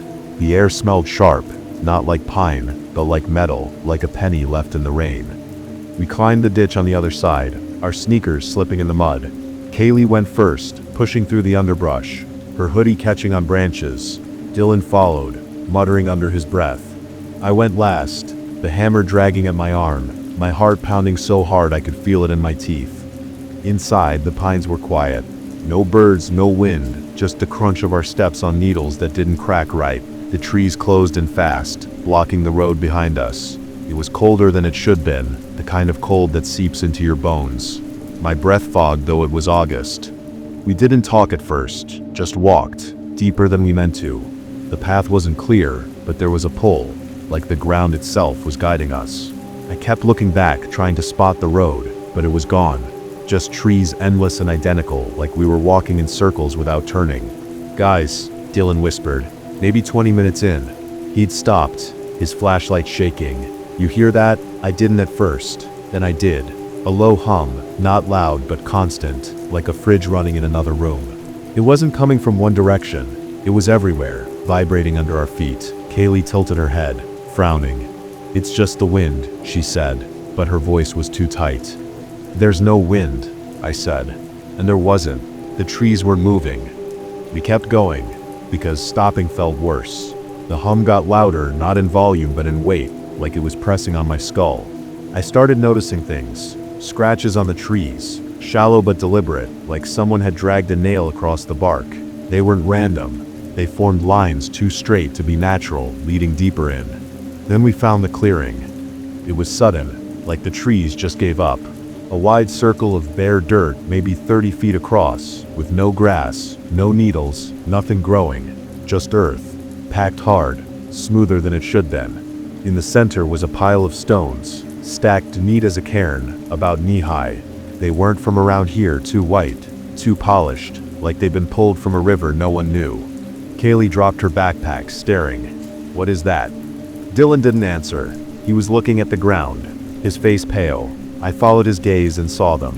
Footprints, not ours. Bare feet, small, pressed deep into the dirt, circling the stones. They overlapped, dozens of them, like someone had been walking there for hours, maybe days. "Kids," I said, but I didn't believe it. The prints were too perfect. No smudges, no scuffs, like they'd been stamped, not walked. Kaylee stepped closer to the cairn, her sneakers silent on the dirt. "It's warm," she said, holding her hand over the stones. "Feel it." I didn't want to, but I did. She was right. The air above the cairn was hot, like a radiator, though the stones looked cold. The hum was louder here, sharp enough to make my ears ring. I pulled my hand back, my fingers tingling. "We should go," Dylan said, his voice small. I nodded, my mouth dry. Kaylee didn't move at first, still staring at the cairn, her hand hovering over it like she was caught in a trance. "Kaylee, come on," I said, sharper than I meant. She blinked, shook her head, and stepped back, grabbing her backpack off the ground. The hum was louder now, a pulse in my bones, making my teeth ache. I clutched the hammer tighter, its weight useless against whatever this was. We turned to leave, retracing our steps, but the clearing felt different. The trees around it seemed closer, their branches tangled in ways I didn't remember. The scratches on the bark were deeper, fresher, like they'd been carved while we stood there. Dylan flicked on his flashlight, though the gray light filtering through the canopy was enough to see by. The beam jittered across the ground, catching more footprints, new ones, circling closer to where we'd been standing. "Josh," he hissed, grabbing my arm. "They're fresh." I didn't want to look, but I did. He was right. The dirt was soft, disturbed, like someone or something had been here seconds ago. My stomach twisted. "Keep moving," I said, trying to sound calm. "We'll find the road." We walked faster, almost jogging, the hum chasing us. The path we'd taken was gone, swallowed by underbrush that hadn't been there before. Branches snagged at my clothes, my hair, like the pines were trying to hold me back. Kaylee was ahead, pushing through, muttering, "This isn't right, this isn't right," under her breath. Dylan was behind me, his breathing ragged, the flashlight beam swinging wildly. That's when I saw it. A figure just beyond the trees to our left. Not moving, just standing there, half hidden in the shadows. It was small, kid-sized maybe, but wrong. Its head was tilted too far, like its neck didn't work right. Its arms hung limp, fingers brushing the ground longer than they should then. I couldn't see its face, but I felt it looking at us. I froze. Dylan bumped into me, swearing softly. "What?" He started, then saw it too. His flashlight dropped, clattering on the ground, the light spinning across the dirt. Kaylee turned back. "What's wrong?" she whispered, then followed our gaze. Her eyes widened and she clapped a hand over her mouth, muffling a gasp. The figure didn't move, didn't blink, just stood there, head cocked, like it was studying us. The hum spiked, so loud it felt like my skull was splitting. My vision blurred, and for a second, I thought I saw its face, pale, eyeless, with a mouth stretched too wide, like it was trying to scream without sound. "Run," I choked out. We bolted. No plan, no direction, just blind panic. The pines seemed to fight us, roots tripping us, branches clawing at our faces. I heard Dylan yell, a sharp cry cut short. I turned, hard hammering, and saw him on the ground, scrambling to get up, his ankle caught in a tangle of vines that looked too tight, too deliberate. "Help me!" he shouted, yanking at his leg. Kaylee was already there, tugging at the vines, her knife sawing at them. I dropped the hammer and grabbed his arm, pulling hard. The vines snapped, but they left scars, red, raw, like burns circling his ankle. We didn't stop to think. We ran again, Dylan limping, Kaylee half dragging him. The figure was gone when I looked back, but the hum was everywhere, inside me now, like it was part of my pulse. I kept seeing things, flashes of movement in the corners of my eyes, shadows that didn't match the trees. More figures, maybe, or maybe my mind breaking under the weight of it all. I don't know how long we ran. Minutes? Hours? Time didn't work right in there. The trees finally thinned, and I saw asphalt, the road, glinting under a weak sunrise. We stumbled out, collapsing in the ditch, gasping, covered in scratches and dirt. The pines loomed behind us, silent again, like nothing had happened. We didn't talk. Not then. Kaylee was shaking, hugging her knees. Dylan stared at his ankle, the scars still red, though the vines were gone. I kept waiting for something to follow us, to drag us back, but the road stayed empty. We made it home before anyone noticed we were gone. My mom was passed out on the couch, TV blaring static. I showered, scrubbing until my skin stung, but I couldn't wash away the hum. It was quieter now, but still there, a faint buzz in my head that hasn't left me since. We tried to act normal after. School, the playground, sneaking beers from Dylan's dad's fridge, but it wasn't the same. Kaylee stopped laughing, started jumping at shadows. She'd wake up screaming sometimes, saying she saw that thing, its face, its mouth, standing at her window. Dylan got mean, picking fights, his ankle scars never fading. He'd carved those same scratches we saw on the trees into his desk, his arm, anything, like he couldn't stop. Me? I don't sleep much. When I do, I dream of the pines. Not the trees, but that figure standing over me, its head tilting further each time, like it's trying to see inside me. Sometimes I wake up with dirt under my nails, like I've been digging, though my room's clean. Last month, Dylan disappeared. No note, no trace. His mom thinks he ran away, but I know better. I went to the pines at dawn, alone, and found his knife in the ditch. Blade snapped clean off. Kaylee won't talk to me anymore. She moved away. Lives with her aunt now. I don't blame her. I'm writing this because I saw something last night. I was driving home, late, and my headlights caught it, just for a second, at the edge of the road where the pines start. That same figure, small and wrong, head tilted, fingers dragging in the dirt. It didn't chase me. Didn't need to. The hum's louder now, and I keep finding scratches on my door, shallow but straight, like the ones on those trees. I don't know what it wants, but I know it's not done. If you're in Ohio, near a place called Shady Pines, do yourself a favor. Stay out of the pines, because once you go in, you don't come out right.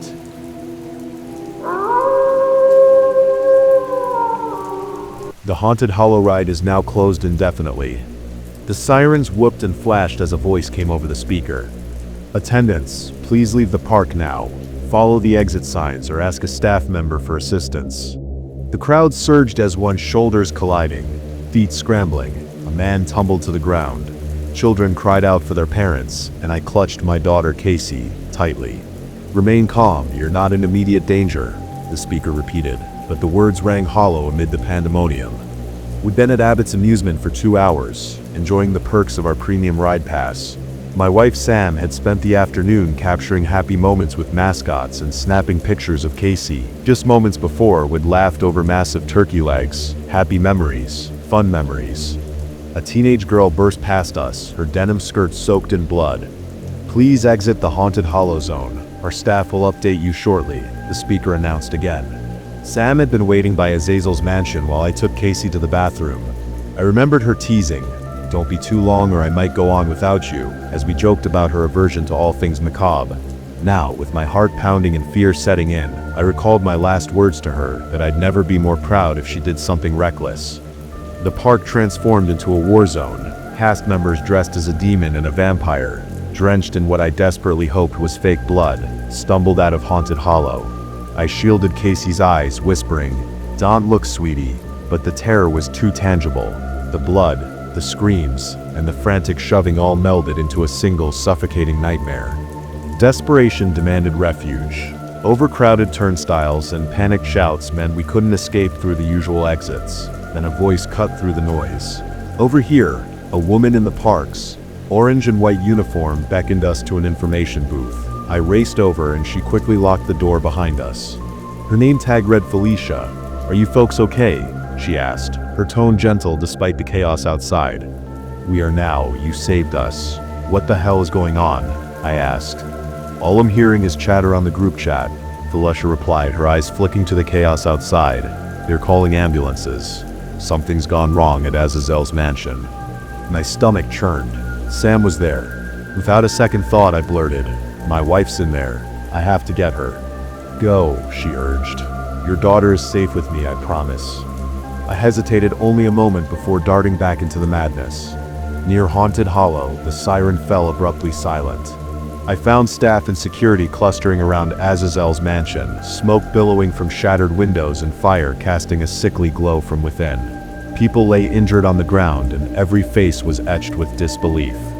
I asked a guard, "Is anybody still in there? I'm looking for my wife." "Everyone who could leave has exited," he replied calmly. "This is an ongoing situation. We'll update you when we know more." "Everyone who could leave? What the hell does that mean?" I shouted. Before he could answer further, I pushed past him and bolted toward a darkened corridor marked by a heavy black curtain. Inside, the world was a nightmare in motion. Full lightning flickered over coffins and cobwebbed corridors. The flicker of candlelight danced over cracked, time-worn wallpaper as smoke burned my eyes. In that disorienting haze, laughter echoed from somewhere unseen. "Hello?" I croaked, my voice barely carrying over the flicker of fire and distant screams. I had to move quickly. A carriage lay upturned, strewn with dismembered limbs and stained with fresh, dark blood. I frantically scanned the scattered debris, discarded shoes, a torn scarf, seeking any sign of Sam, but found nothing. Every step further revealed more grotesque details, sinister portraits with eyes that seemed to follow, mirrors shattered into jagged fragments, and animatronic figures in dark corners. "Sam, are you in here?" I pleaded. I ducked through another black curtain into a room that resembled an abandoned hospital. Chained walls and a lone operating chair set the stage for a macabre scene. The laughter came again, more insistent this time until it split the silence. "Heya there, buckaroo," a voice mocked from the shadows. I spun around. Next to the operating chair stood an animatronic clown. Its glass eyes shone with an eerie, lifelike glimmer that sent shivers down my spine. In a moment, both surreal and horrifying. Its mouth dropped open and it emitted a mechanical chuckle. Ha ha ha ha ha. The clown's hand moved in a jerky, stop-motion fashion, revealing sharp metal fingers as it removed a glove. Before I could react, the room's dense smoke swallowed everything. The clown vanished as suddenly as it had appeared. Panic surged through me, and I dashed through another black curtain into a mock carnival area. Here, balloon darts, beanbag toss, and dancing clowns should have inspired delight, but now they served as cruel reminders of the madness. Amid dragging metal sounds and the echo of deranged laughter, I collapsed to my knees, gasping for clean air. There was one last black curtain. Crawling, every muscle screaming in protest, I edged forward until a sliver of daylight beckoned through a tear in the fabric. With a surge of desperate strength, I pushed myself upright and burst through the curtain, emerging onto the park grounds once more. A guard immediately grabbed my arm. "I told you to stay out. I'll cuff you if I need to." "There's a clown, an animatronic one that moved from room to room," I insisted, my voice trembling.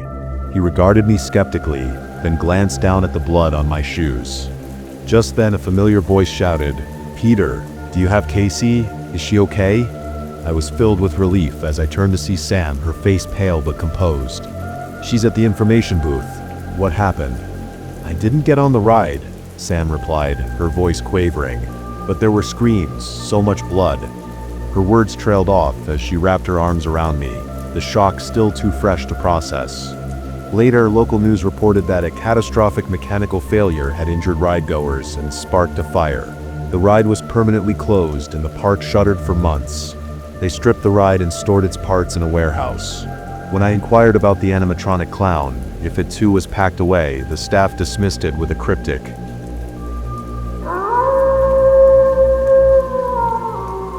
"Something's wrong with my fiancé." Me and my fiancé have been together on and off since high school. There was never any animosity, I just wasn't mature enough for a serious relationship. We've been living together for 3 years and we've been engaged for a year now. I need you to understand, he was normal. He was always reassuring and kind and never did anything like this before. He knows about my mental health and me being schizophrenic. He understands it and often will help me see my hallucinations aren't real, or will find a rational hole in my panic thoughts to help me settle down. I don't have a lot of fears about him. There's not a lot of paranoid thoughts that he would do something to harm me. But something weird is going on and I don't know how to fix it. It started about a month ago, but it wasn't anything serious. I would just think he was staring at me, but every time I looked to him he was just watching the TV or playing his video games. It was unsettling, but I've always just brushed it off. Just a hallucination. It progressed from him just staring at me to starting to smile too. It was just a little smirk at first, slowly growing to a smile, then a grin. The grin just kept growing, looking insane with these wide, wild eyes. I asked him about it one night, just casually bringing up, "Hey, so I keep thinking you're staring at me and like giving me this weird smile," I said, laughing softly, though it was an uncomfortable laugh.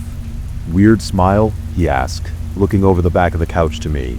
I nodded slightly, looking a bit sheepish. "Yeah, a really big grin and like wide eyes." I opened my eyes wider to emphasize my point, though I wasn't sure I'd be able to do the grin. It just looked so big. I still didn't know how he was doing it. "Well, is it better than when you hallucinate spiders in bed?" he asked, raising an eyebrow. I blinked, realizing he was right. Out of all my visuals, him looking at me with a big smile was the least concerning. I didn't think about it again until the next day when I was making dinner. I got off work an hour ago and he was getting home just as I was finishing up. I glanced over to the door. "Hey baby," I greeted, giving him a smile as I looked to him. He gave a small smile back and went to hang up his jacket in the coat closet. I looked back to what I was doing, plating the food, and moved to set them on the table. He was standing with half of his body hidden behind the cased opening, staring at me. I jumped, dropping the plates, and looked away, closing my eyes. "Shit," I said, looking down to the broken glass and food that was now on the floor. "What the hell are you doing?" I snapped, looking back to him. He just stood there, now fully in the open, staring at me, looking normal. No smile, no big eyes. He looked concerned, coming over to me. "Are you okay? What was that?" I glared at him, bouncing on the balls of my feet for a moment. "What was that? I should be asking you that. Why were you standing there smiling like that?" He furrowed his brows, looking away from me, and made his way over. "Simon, are you alright? You've been acting really weird. Did something happen at work? Or, don't try and gaslight me about this. You were literally standing right there, smiling at me. I told you it was freaking me out. Why would you intentionally do it?" I asked, trying to understand if he was just trying to mess with me, or genuinely trying to convince me he wasn't doing anything. "I wasn't doing anything. I just came in here," he said, looking at the mess on the floor. "Here, come over here and I'll clean this up. We can order something in." He gestured me towards him, away from the trash. I let out a sigh, narrowing my eyes at him, and headed out of the kitchen, picking up my phone to find something to get delivered. I sat at the computer, behind the couch, trying to figure out what was going on with me. After we'd ordered something and ate, I kept looking to him, expecting to see him smiling at me again. Sometime after the third or fourth time I turned to look at him, I settled a little. I didn't see the weird smile. He was just facing the TV. I thought he was finally done messing with me, that had realized he was taking it too far. At some point, I'd become so consumed in my own things that I didn't even realize he'd gotten up from the couch. I furrowed my brows, looking to the kitchen, and then turned around in my chair. I almost yelled. He was standing on the stairs, hiding behind the wall halfway up, his head just sticking out. The big smile on his face just stretched wider. "You son of a bitch," I growled, getting up and chasing him up the stairs. He slammed the bathroom door and locked it as I pounded on it. "Kyle, get out here now," I shouted, banging on the door. "I'm sick of this shit. You better knock it off." I hit the door one more time and turned away. I could hear him laughing to himself in there. I don't understand why he found it so funny to start messing with me like this, but I'd had enough for the day. I grabbed my laptop and my charger and headed up to the bedroom. "You can sleep on the couch since you think you're so damn funny," I told him through the bathroom door. I locked the bedroom door behind me. Eventually he stopped laughing and I heard him go back downstairs. I didn't let it bother me. Instead, I was content to let him suffer, sleeping on the terrible couch we had. Hours later, I woke up, not even realizing I'd fallen asleep. I sat up, rubbing my face, and went to close my laptop, but I froze, staring at the door. He was standing there again, half hidden behind the wall. His eyes were wider than ever, growing too wide for his face, like his smile. I got out of bed, grabbing the knife I kept in my nightstand, and turned back to look at him. He was now at the end of the bed, staring at me with this unreadable emotion in his eyes. I gripped the knife so tight, my knuckles turned white as I stared back at him. I flicked the knife open, not trusting him at all. My paranoia was at an all-time high, and considering what he'd been doing, I felt warranted in it. "Get out," I told him, pointing to the door with my free hand. He scampered out on his hands and knees, cackling again as I got up and locked the door again. This time I put chair under the doorknob so he couldn't open it. I couldn't fall back asleep, just staring at the ceiling in complete silence. I could hear him moving around a bunch downstairs, and then running up the stairs, and going back down. I didn't know what the hell was wrong with him, but it was freaking me out. He came back up the steps and stopped outside the bedroom door. The doorknob rattled, and he tried to open it. He couldn't get it open with the chair, and knocked on the door. "Let me sleep in the bed, Mickey," he said through the door. "No, Kyle, go sleep on the couch. We can talk about this in the morning," I told him, not playing this game with him tonight. He knocked louder. "Let me sleep in the bed." The intonation was the exact same.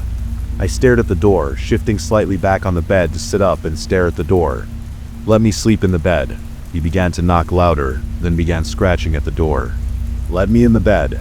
"Let me in the bed. Let me in." His scratching got louder, and I gripped the knife tightly, looking around for my phone. I realized I'd left it downstairs, and cursed under my breath. I had no way of calling for help. He rattled the doorknob, repeating "let me in" for a good hour. When he finally left, I had stood up, ready in case he came in again. I heard him going downstairs, and he began to make a lot of noise. I assumed he was breaking things, occasionally hearing something shatter or get knocked over. Around the time the sun had started to rise, it got quiet again. This had to be some sort of manic episode on his end. After a few hours of waiting for another noise or anything, I carefully unlocked the door and came outside. The door was covered in these deep black scratch marks, along with the walls in the hallway. It felt like some sort of oil or something. When I came downstairs, it was so much worse. There were scratches on the wall, sure, but all the dishes in the kitchen were broken. The fridge was on its side. All the contents thrown around. All the meat that was in the freezer as now out of its bags on the floor. The worst part was that the front door was wide open. His car is still in the driveway, and he has his phone turned off. I ended up calling my mom and dad, who came over and helped me pack some essentials. They're letting me stay in their guest room, but I keep checking the doorbell camera to see if he comes home. He still hasn't.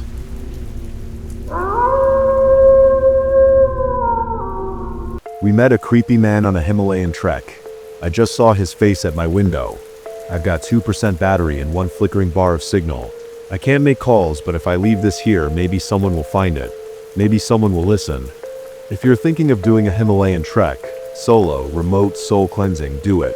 But if someone like my friend Josh insists on tagging along, don't let them. I don't care if you've known them since uni. I don't care if they say things like it'll be my healing era. Some people shouldn't come to places like this. Some things don't want to be seen or filmed. And now something is out there. It already took Josh. It took another man before him, and now it's pacing outside the hut. I'm hiding in, dragging something heavy through the snow.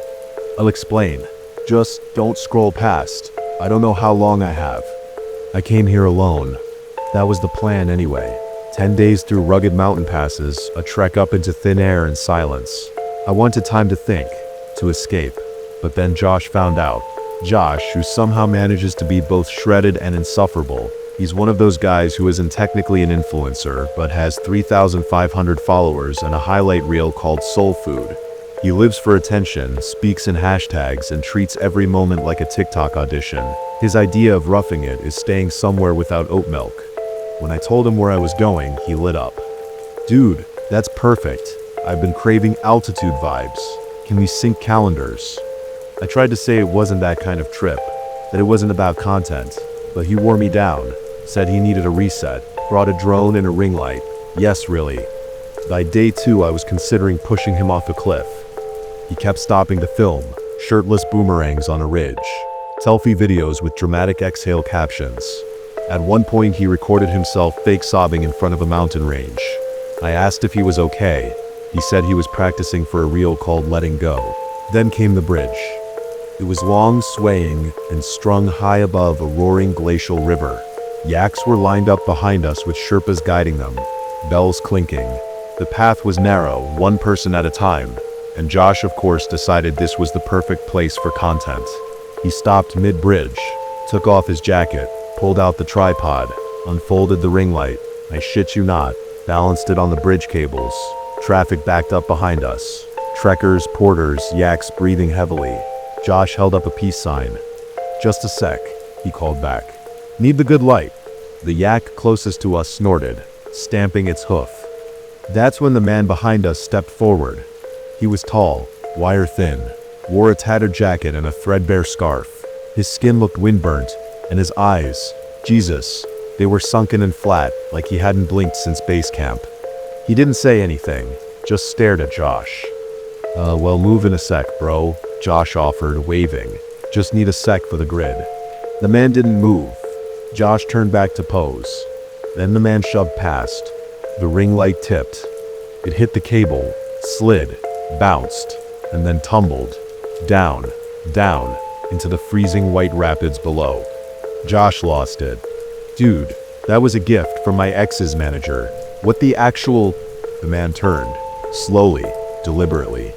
His head tilted a few degrees too far. His mouth stayed closed, but his eyes, they were wide, hungry, dead. Josh went quiet.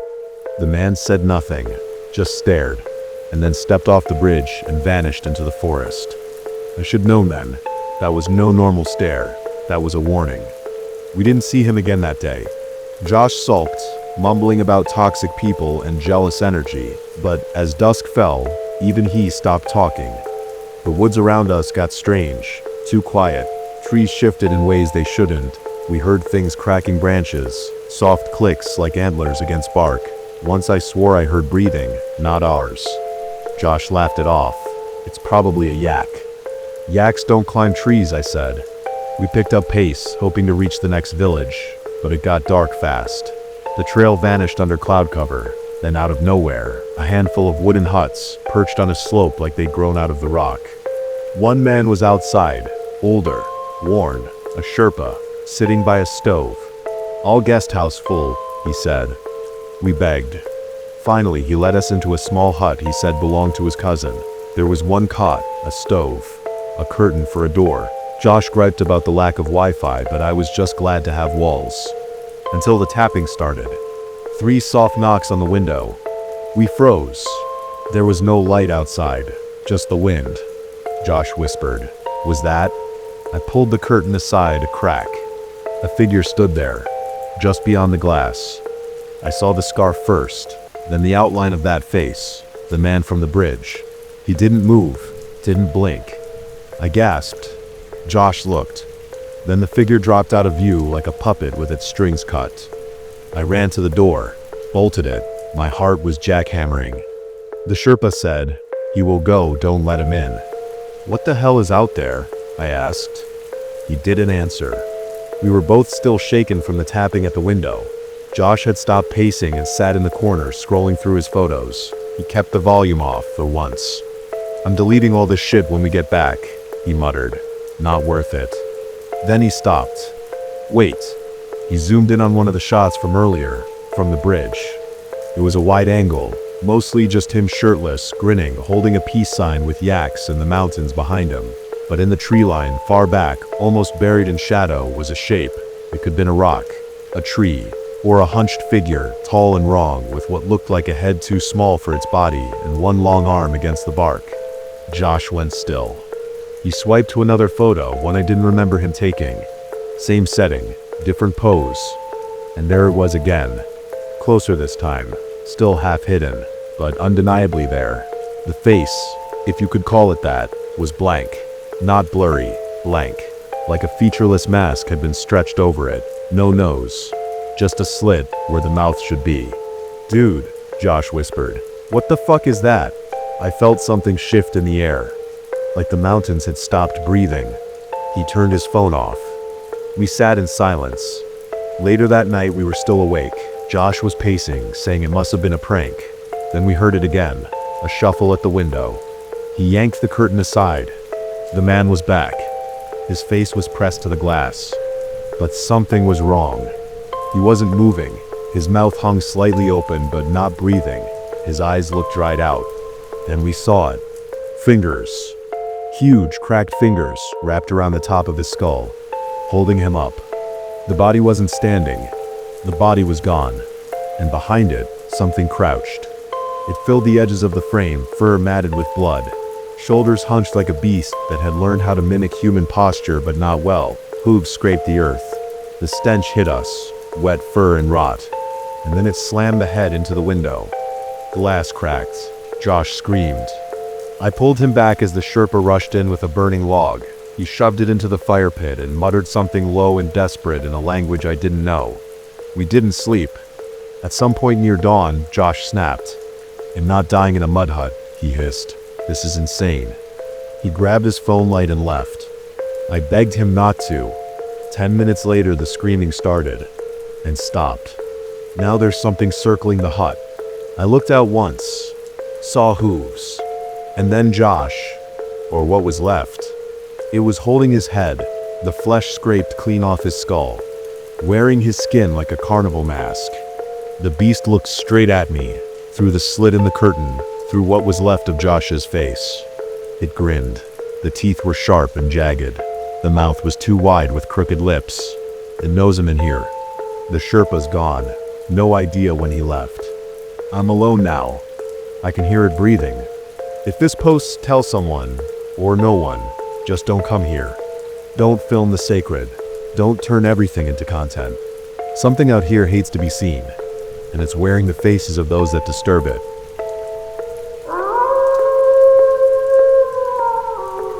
False rapture. I woke to the sound of trumpets. Not music, exactly. Something lower, older, like a brass section buried beneath centuries of earth, playing through waterlogged lungs. It wasn't a song so much as a summons, and every dog in the county howled at once, a shrill chorus rising with the dawn mist. I sat up in bed, bare feet touching cold floorboards, and listened. The sound vibrated through the walls, not loud but deep, like it was stitched into the wood and the bones beneath it. I could also hear the church bell ringing, but it sounded distant, almost polite compared to the thunder just beyond the sky. They said the rapture would come like a thief in the night. But this was a parade. By the time I made it out onto the porch, half the town was already gathered in the street, dressed in their Sunday best, even though it was Thursday. Old Pastor Elijah stood before the chapel, arms spread wide, head tilted to the clouds. His white robe fluttered around him like it had a mind of its own, caught in a wind none of us could feel. "They're here," he shouted. "The angels have come just as the Lord promised." Murmurs of joy rippled through the crowd. Some people fell to their knees. Others lifted their arms and wept. I watched my neighbor, Mrs. Gray, raise her infant to the sky like an offering. I was frozen. My heart not racing, but pressure in my chest, a tightness like something immense had bent its eye toward us and decided we were interesting. The sky above the church shimmered, not like heat waves or mirages, but like the air itself had cracked. A thin seam opened in the blue, oozing light. Not sunshine, not any color I'd ever seen before. It had a shape to it, that light. Wings, maybe, or something trying very hard to look like wings. People began to rise. It was slow at first. Their feet lifted off the ground like they were being drawn upward by strings. There was no flailing, no panic, just reverence. They floated in silence, bathed in that impossible light, their eyes glazed over with ecstasy or madness. I couldn't tell which. And then I saw what the wings were made of. Not feathers, but flesh, veins, membranes and joints that bent in ways no human anatomy book would allow. The edges shimmered, unfolding into more endless wings, layered like a kaleidoscope that had forgotten how to be beautiful. Faces bloomed from the folds, not human, not animal. Just the idea of a face twisted into something that screamed divinity and decay at once. I stumbled backward, bile rising in my throat. The trumpet sound deepened, its resonance shaking the ground beneath our feet. And still they rose. My mother floated past me, her eyes locked on the sky, a beautiful smile on her face. Her nightgown clung to her like burial linen. I tried to call out to her, but my voice died in my throat. I reached for her ankle, desperate to pull her back down, but my hand passed through her like mist. Everyone ascended, every last one of them. Their bodies vanished into that tear in the sky, swallowed whole by the wings. And then it closed. The light vanished. The sound stopped. The silence that followed felt heavier than the trumpet ever did. I stood alone in the street, barefoot, the morning sun suddenly too bright, too ordinary. A bird landed on the chapel roof and chirped, blissfully unaware of the divine horror that had just unfolded beneath it. The rapture had come, but I was left behind, alone in the aftermath of the rapture. The quiet didn't last. At first it was just the wind, moving wrong through the trees, not rustling the leaves but brushing against them in slow, deliberate patterns like fingers. I tried calling out anyone, anything, but the town was hollow. Empty homes with food still on the stove, lawn sprinklers ticking on like it was any other day, doors were left ajar, curtains swaying. The sun hung above it all like an indifferent eye watching. I walked to the church, heart thudding like a metronome wound too tight. The front doors hung open, one ripped off its hinge, splintered like something huge had passed through without regard for mortal architecture. Inside, the pews were scorched, not burnt but singed with a pattern that spiraled outward from the pulpit. Symbols lined the walls, unfamiliar and fluid, as though they'd been scrawled quickly by something that had never needed language. The air smelled sweet and rotted, honey and meat. Behind the altar, Pastor Elijah's robes lay crumpled in a heap, empty. But there was a trail leading away from them, small, dark smears on the floor, like something had tried to drag itself out of its skin. The pattern of blood was wrong too, Not random, but symmetrical, deliberate. I turned to leave, but the organ groaned behind me. One long low note. It echoed through the church like breath through a hollow skull. I didn't wait to see if there'd be a second. The world seemed subtly altered, as if it had shifted a few degrees while I wasn't looking, adding to my growing disorientation. And then I heard it. Whispers. Not in my ears, but in my teeth, crawling through the roots of my molars and into my jaw. They spoke in loops, repeating one word repeatedly, something that sounded like Hojanel. Each time it passed through my skull, the meaning sharpened, clawing toward coherence. I ran. Back toward my house, past empty cars still idling in driveways, past open doors that I didn't dare look into. Shadows stretched where they shouldn't have. One reached for me, long and thin, like a child's drawing of an arm, and I swear it smiled, even though it didn't have a mouth. Inside my house, I locked every door. Then I bolted them. Then I shoved furniture against them, even though I knew that whatever had taken the others didn't need doors. Even though I knew it was futile, barricading the doors gave me a fleeting sense of control in the face of impending horror. I sat in the kitchen for hours, staring at the clock as the hands ticked backward. There was no noise, no birds, not even the wind anymore, just the heavy breath of silence. Until the light came back. Not in the sky, but from the floorboards. A soft glow pulsing beneath the wood, rhythmic, like a heartbeat. I pressed my ear to it, and what I heard wasn't a sound so much as a calling. Something beneath the house, waiting. I didn't answer. I stayed still. I stayed quiet. I stayed human. For now, that night the light came back. It wasn't in the sky, beneath the floor, or even in the world as I understood it. It was inside my walls, my skin, my mind, a pale shimmer that flickered in the corners of my vision, retreating when I turned to face it, like something waiting for me to stop paying attention. I didn't sleep. At some point, maybe midnight, maybe not, time felt irrelevant. The floor began to hum again, this time louder and urgent. The boards trembled under my feet like they were holding something back, something alive. Then came the scratching. From under the house, like fingernails on stone or bones dragging across dirt. I didn't move. I just listened, heart rabbiting in my chest, as the sound circled beneath me, slow and patient. Something was down there. Or many somethings, moving in rhythm, breathing with my breath. A voice. No, several rose from the deep. Not words, but images etched into my thoughts. A storm of wings, a tower made of eyes, a mouth with no face that whispered scripture in reverse. I saw the others, the ones who rose, drifting through a tunnel of impossible light, their bodies changing, not by choice. Wings burst from shoulder blades with a wet crack. Eyes opened on palms, cheeks, and torsos. Mouths split down spines and screamed hymns that bent the air. Their bones twisted to match a new shape, one meant for something not made of flesh. Some didn't survive the transformation. Those were the ones that fell back. I heard them before I saw them.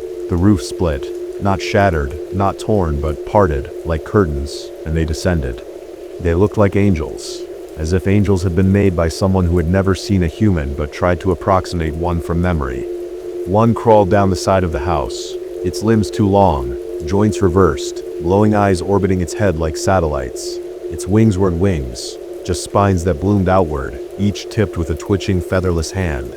Another landed in the yard and unfolded itself, taller than any man, with ribs that opened outward like petals, revealing a face inside its chest. My father's face, mouth agape, eyes weeping light. They watched me through the windows, not attacking, not speaking, just watching, like they were waiting for me to accept something.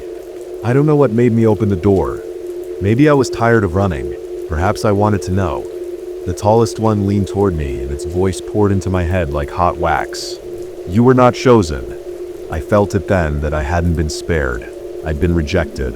The town had been harvested, transformed, taken, but I had been left behind like refuse. Not because I was pure, because I was unworthy. The creature extended its hand, not a hand, a cluster of fingers, some human, some insectile, some not of this earth. I saw my mother's wedding ring on one of them. I stepped back, and it smiled, not with its face, but with every eye on its body blinking in unison. They didn't come for me after that. One by one they rose again, vanishing into the sky without fire, without sound, just gone. Morning came like a mercy I didn't deserve. I'm still here. The town is still empty. The church bells never ring, but sometimes at night, the air hums with that trumpet tone, low and sweet, calling for something that isn't me. Sometimes I wonder if they were angels, and if that was what heaven looks like. There are no harps, no clouds, just wings and light and a beauty so vast that it peels the soul from your body like skin from fruit. Or maybe they were demons, wearing scripture as camouflage. Perhaps the rapture was a lie, a harvest cloaked in holiness, and maybe hell is a place above, not below. I don't know, but I do know this. They'll come back. And next time, I don't think they'll leave anything behind.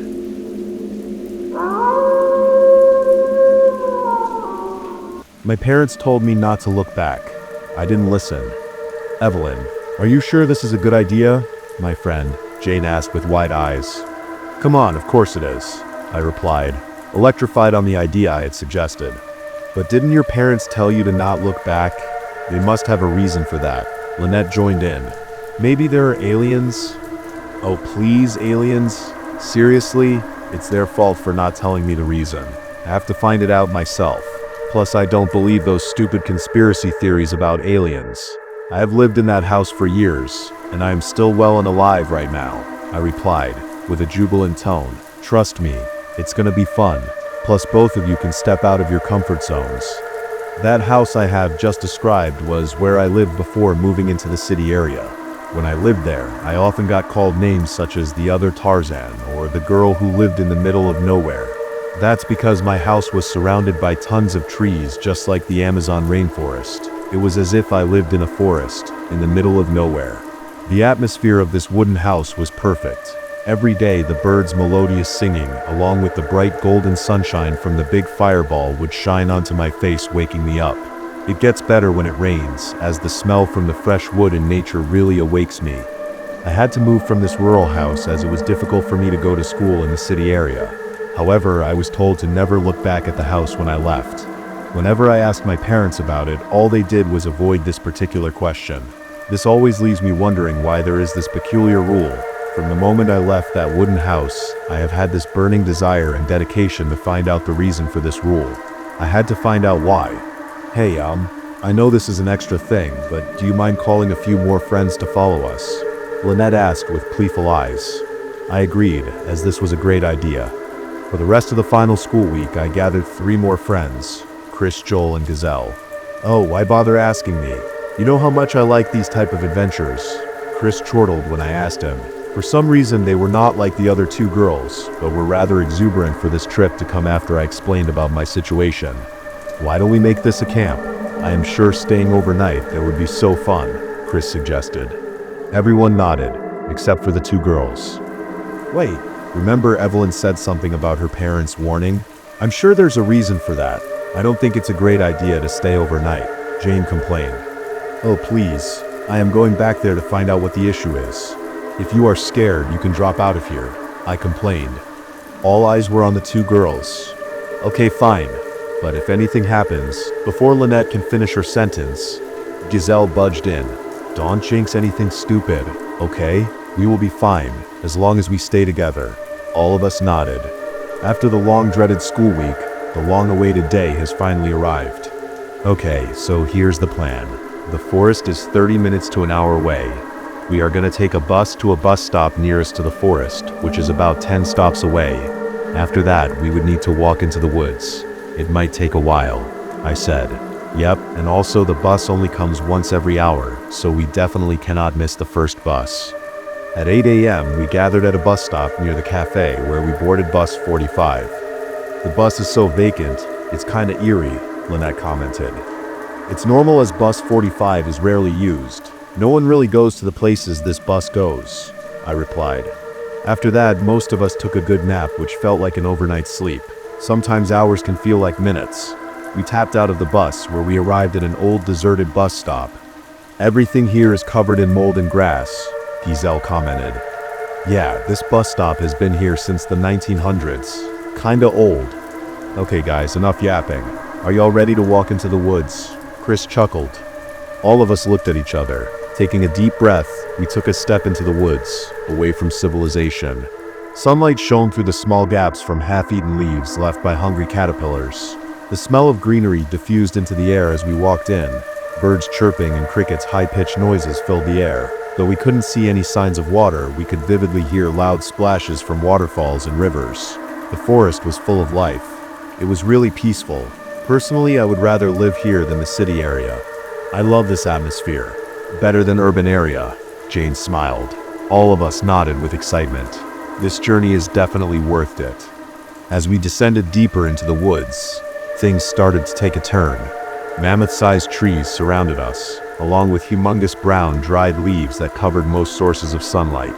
It was also shaped in a way where there were crooked tree branches sticking out, which looks absolutely terrifying. The surface felt damper, and it was getting incredibly difficult to walk normally. Soon the whole atmosphere turned pin-drop silent. We stopped seeing and hearing nature. It was as if we were gradually descending into a deep, dark abyss. "This is straight out of a horror movie," Chris commented, while taking his torchlight out from his bag. As he switched on his high-powered, gigantic torchlight, the rays of light did not reach anywhere far. The darkness simply reflected the light back to us. "Oh wow, looks like you have just wasted your money on this high-tech, expensive special torchlight that doesn't even work," Giselle mocked. Chris stared down at Giselle with a grave look, rolling his eyes. "It's crazy how dark 9:30 a.m. can be," Joel muttered after looking at his watch. "Hey, Evelyn, are you sure you are leading us to the correct path?" Giselle asked, concerned. "Yeah, I have walked through this path for decades. It's usually a little dark with nature. Perhaps it's climate change," I replied. As we walked, the surface became muddier. The only way we could walk was to lift our feet up one by one. The only thing leading us was Chris' torchlight and my memory. "Do y'all smell a disgusting odor?" Lynette asked with a disgusted face. All of us looked at one another with a confused expression. However, the atrocious odor hit us moments later as we walked towards Lynette. The smell was simply too horrendous to be described. What I can say is that it gave off an old, rotten smell, which is similar to decomposed matter. "Why is the ground getting softer and more moist?" Joel questioned. "Chris, how about you shine your torchlight on the surface we are walking on?" I suggested, in hopes of us just stepping on mud. The moment Chris shone his torch on the ground, our heart dropped instantaneously. "What the fuck?" Giselle screamed vociferously. I could hear shrill cries from the Lynette. All this time we were walking on the bodies of dead animals. Some bodies were scattered on both sides of the path. Both dried and fresh blood stained our shoes. "Evelyn, are you sure this is the path? Are you trying to kill us?" Joel shouted, horror-stricken. "Yes. I just don't know what happened. It was never like this, dark and gloomy. It was never filled with dead matters and dried, horrifying trees," I shouted back. I felt devastated. The forest was never like this. What had happened? Climate change couldn't be the only factor. There must have been something else. "Wait, why is there fresh blood?" Chris questioned with wide eyes. We looked at one another, eyes widened. "Maybe the weather affected them, right?" Evelyn said with an unsettling smile. "I am not going to continue this journey. I don't want to die," Lynette screamed. "Look, even if you want to turn back, it's impossible. We have come this far into the forest. The six of us will always be together. For now, let's get out of this monstrosity," I assured. "Not gonna lie, I am quite invested to find out what happened," Chris said, dragging the rest to agree. We continued the journey reluctantly without any choice. After walking a little longer on the bodies with our lives dependent on the rays coming from the torch, we reached a proper walkable surface again. The strong smell slowly diffused away from our noses, fading away into the darkness. "It's gone." Everyone heaved a sigh of relief. Then, something struck our eyes. Somehow we could see a small building in the darkness. As we got closer to it, it looked like a small wooden cabin, surrounded by tall, crooked trees. The air around us got thinner as well. Is that your house?" Jane stuttered. I could not believe my eyes. There used to be sunshine, greenery, life here. The place had turned completely upside down, becoming unrecognizable. I stood there, stunned at what I had seen. "Is this why your parents warned you to not come back?" Joel asked. "I don't know. You know what? Let's go inside the house to take a look," I replied, with tears forming in my eyes. The place that was once filled with my memories had turned into some kind of horror movie. The wooden floorboards creaked under our weight as we stepped into the house. I could feel my heartbeat in my ears. The air was thick, too thick to breathe properly, and it smelled like mold mixed with something older, like the scent of time standing still. Everything was exactly how I left it. The faded brown couch, the cracked mirror by the hallway, my old shoes at the doorway, still muddied from my last time here. "This place gives me the creeps," Joel whispered. "It looks untouched," Jane muttered, "like someone pressed pause on it." I forced a smile. That's 'cause no one's been here, duh. But I wasn't so sure anymore. As we ventured deeper into the house, Lynette opened the door to my old room. She froze. Evelyn?" she called. "You might want to look at this." I pushed past her and looked in. My room was clean. Too clean. My bed sheets were ironed flat. My notebooks were stacked. On my desk was a drawing I had made when I was 9 of a girl in the woods standing alone. I hadn't seen that in years. But what got me was the photo. It was placed neatly at the center of my bed. A black and white image of a young girl with dark, tangled hair, standing at the edge of the forest. Her back was facing the camera, but I felt a shiver crawl up my spine. It was me. Not just looked like me. It was me, but I never took this photo.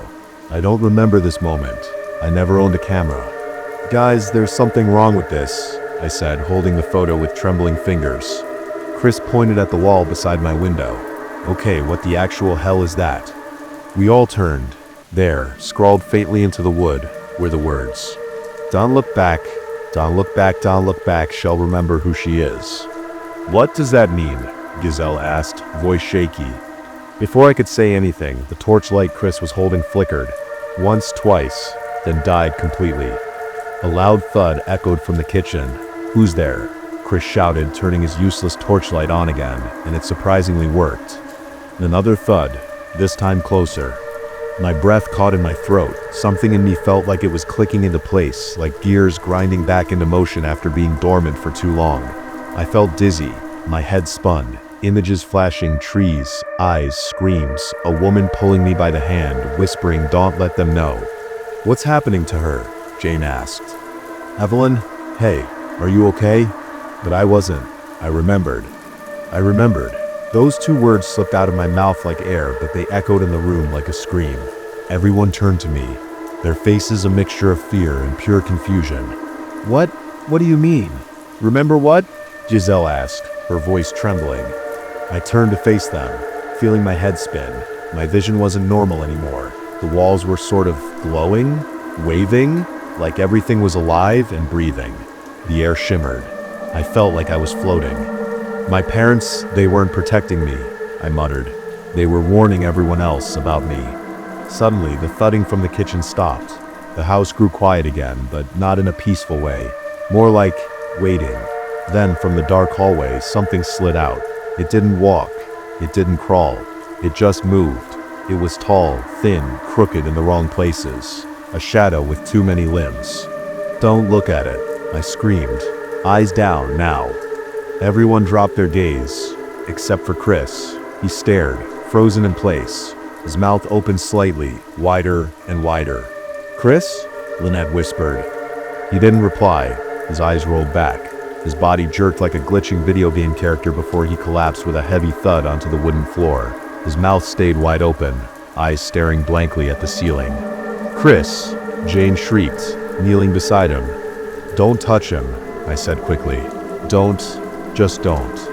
They all looked at me like I had gone insane. Jane's eyes were wide and glossy. Joel's hands were shaking. Lynette was backing away from me. "You brought us here," Joel yelled, voice cracking. You knew something was wrong." "I didn't know what I was," I replied quietly, voice shaky, "but I do now." No one said anything. All I could hear was the house breathing, and the shadow watching. Chris wasn't moving, not twitching, not blinking, just lying there like a broken doll, eyes wide open, staring at absolutely nothing. The kind of stare that made you want to look away but couldn't. "Chris?" I whispered. No response. The others stood completely still, as though even a breath would shatter something sacred. I stepped closer slowly, my body trembling. "He's not dead, right?" Jane stared at him in horror. Why are his eyes open like that?" I didn't answer because the truth was, his eyes didn't look empty. They looked fixed, as if something was still inside. watching. Then the ceiling creaked again. That same low, drawn-out groan of something heavy shifting just above us. Jane grabbed my arm. "Evelyn, please tell us what's going on." "I don't know everything," I said, my voice shaking, "but I used to sleepwalk when I lived here. My parents never told me what they saw, but they would always find me outside in the mud, surrounded by weird things." "What things?" Joel asked, eyes narrowing. "Symbols, bones. Once, a dead rabbit. Its eyes were missing." No one spoke. I could feel it again. The air pressing down on us like we were being watched. "Something's wrong with this place," Giselle whispered. "It's like it remembers you." I looked at the wall. Fresh claw marks, deep and raw they had been etched into the wood. "You looked back. Now we remember too." I took a step back. The temperature dropped further. It felt like the house was breathing. Then behind me, Chris' body twitched, and I knew we weren't alone. We had never been alone. We stood frozen. No one dared to move. Chris' limbs shifted unnaturally, like a puppet tugged by invisible strings. His neck snapped to the side with a sickening crack. His eyes remained open, wide and unmoving, but his body, it moved. "Chris," I called out, barely audible. He stood up slowly. His limbs trembled as though resisting something stronger. He wasn't responding. He wasn't there. Jane backed away, her voice a soft whimper. "That's not him." And she was right. It wasn't. His eyes rolled back. His lips moved, but it wasn't his voice that came out. It was mine. "I told you not to look back." Everyone froze. My stomach dropped. I felt something clawing inside me. Panic? Guilt? Recognition? "No," I muttered. "This isn't happening." The walls groaned again. The same low dragging noise echoed from upstairs, like something was crawling. Giselle grabbed my arm. "We have to leave. Now." I nodded. There was no time to think. We ran. Through the hallway, into the open air. But even the outside didn't feel safe anymore. The forest had changed. It wasn't silent now. It was humming. A low, eerie vibration that seemed to come from the ground itself. Then we saw them. Figures. In the trees. Tall, unmoving silhouettes watching from the edges of the forest. Too still to be human. Too dark to be real. Joel stopped in his tracks. They weren't there earlier. "They've always been there," I said quietly. "We just didn't see them." The trees rustled, but there was no wind. The shadows in the distance seemed to breathe. "We need to go back," Jane said. "Back into the house. We can't stay out here." The house was a trap, but the forest was worse. There was no right choice, only a direction. Yes, we turned back. The cabin door creaked open before we touched it. None of us said a word. We stepped back inside like we were entering a tomb. Chris' body was gone, only his shoes remained, and a trail of dark, sticky footprints that led toward the basement door. I had never seen that door before. It was hidden behind the storage shelf, and now it was wide open. A staircase descended into pitch black. I couldn't breathe. Joel stepped forward. He went down there. "No," Jane whispered. "No, we're not following. We're not that stupid." But we were. Because something in us knew that we had to go down, not because we wanted to, but because this house wasn't letting us leave until we did. I led the way, holding Chris' flickering torchlight as we descended step by step into darkness. The air was damp, rotten. The walls were pulsing, like they were made of flesh and not wood. Symbols covered every surface, ancient, twisting, alive. At the center of the room, Chris stood, but he wasn't alone. Around him were the figures. Not shadows anymore. They were real, tall, thin, and grotesquely human. Their faces were smooth, featureless, except for one thing: eyes. Hundreds of eyes, embedded all over their heads, staring, unblinking. They turned to us as one and smiled.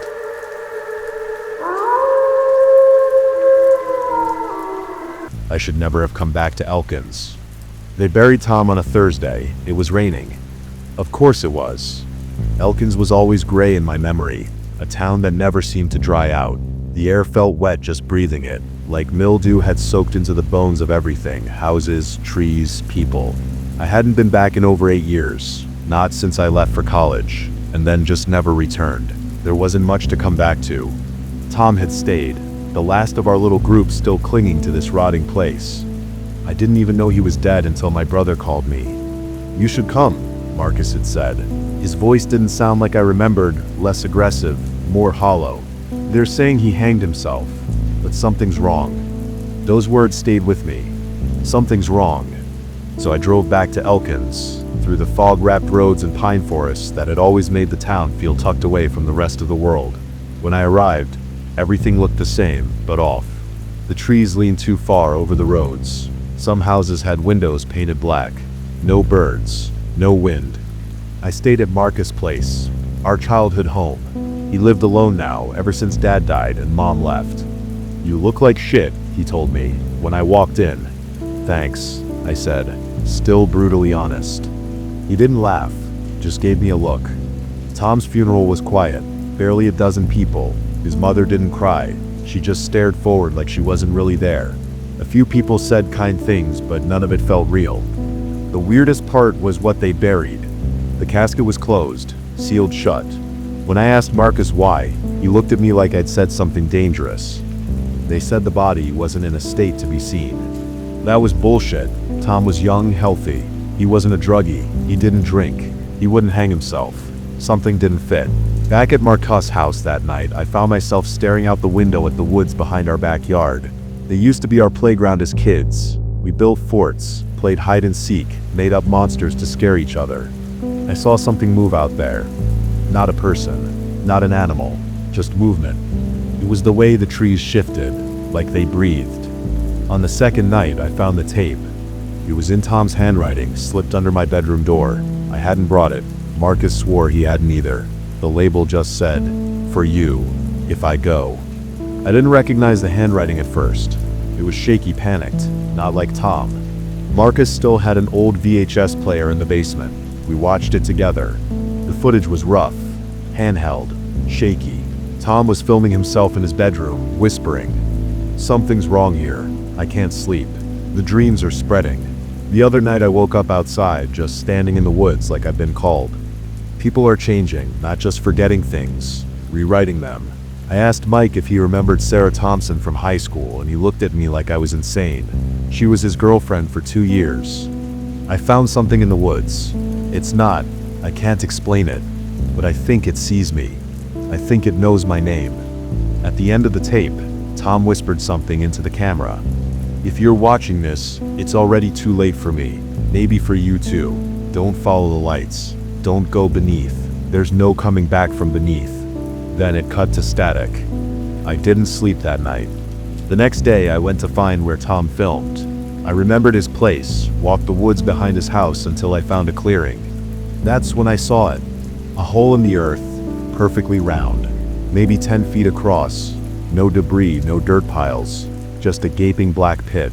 I threw a rock in, no sound, no bottom. Something in me screamed to run, but I stood there, frozen. Then I heard it. A voice. Not loud, not sharp, gentle, calm. "Come see." It wasn't Tom's voice. It wasn't anyone's. It was like a thought spoken by the air itself. I ran. Marcus was waiting for me when I got back. "You went to the woods," he said. I didn't answer. He stepped closer. "You saw it." His eyes looked wrong. "I thought maybe you wouldn't. Maybe you'd leave before it got into you. But it's too late now." "What the hell is going on?" I shouted. "What the fuck is that hole?" He smiled. Not like my brother, like something wearing his skin. "It's not a hole, it's a mouth, and you've already heard it speak." Then he lunged. When they find this, if they ever do know this, the town isn't real anymore. The people aren't people. The roads don't go where they should. And the hole isn't a hole. It ate Tom. It's eating Marcus. It knows me now. I hear it in the walls, in my bones, in the space between each heartbeat. Come see. I think I will. I think I don't have a choice. There's no coming back from beneath. And if you're reading this, you're next.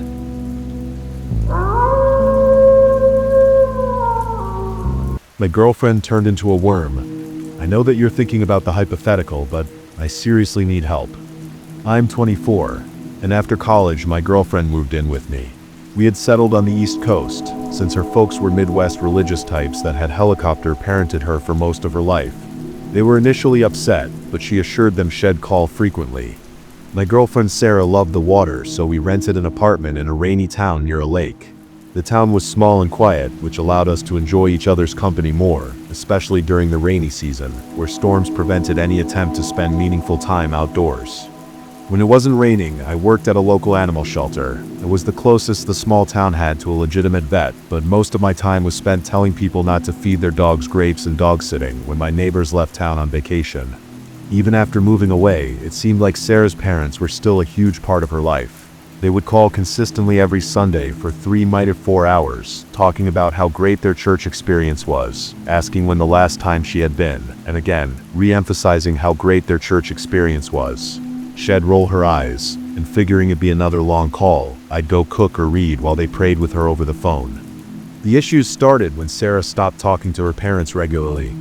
The first time it happened, I didn't notice anything out of the ordinary. If anything, Sarah seemed more lively than usual after not answering their call.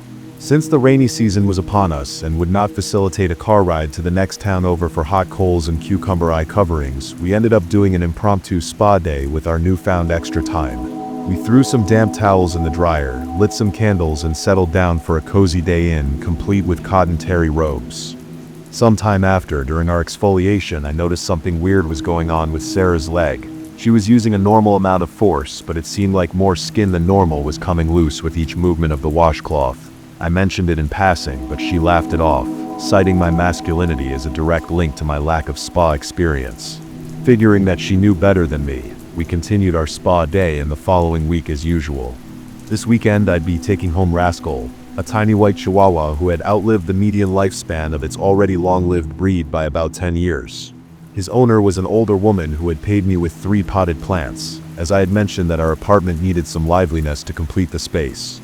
I got home today, Friday, shaking off my umbrella and setting Rascal down, who also shook himself dry, even though he had been protected from the rain. I was surprised to find that Sarah was already asleep, tucked tight underneath our beds, blankets. As I slowly closed the door to our room, I heard a buzzing coming from our kitchen table. To my surprise, it was Sarah's father, oddly calling on a Friday instead of the usual Sunday post-church powwow. "Is Sarah with you?" he asked immediately upon my answering. "Yes, she is. Is everything all right over there?" I cautiously replied. I didn't know what level of communication Sarah wanted to keep with her parents, so I kept my reply short, reminding myself to ask her why she hadn't been chatting with them recently. He cut me off during one of my vague replies. "How does her skin feel?" I paused, a bit unnerved by the directness of the question, and sputtered, haven't ran into any trouble as of late." Now he paused, and I waited for a response, looking into the blank, crusty white eyes of Rascal staring in my general direction. "We'll be there by Sunday," and hung up before I could ask him anything else. I returned to the bedroom, ready to inform Sarah of what had just transpired, but only a patch of dark gray was left on our bed. I turned and saw a trail of wet footprints leading towards the bathroom. I slowly opened the door to a room full of steam, with Sarah standing there, freshly showered. She hugged me, her cold wet hair falling around my arms. She told me she'd been tired recently and that I needed something to wake me up. She smiled at me and cocked her head.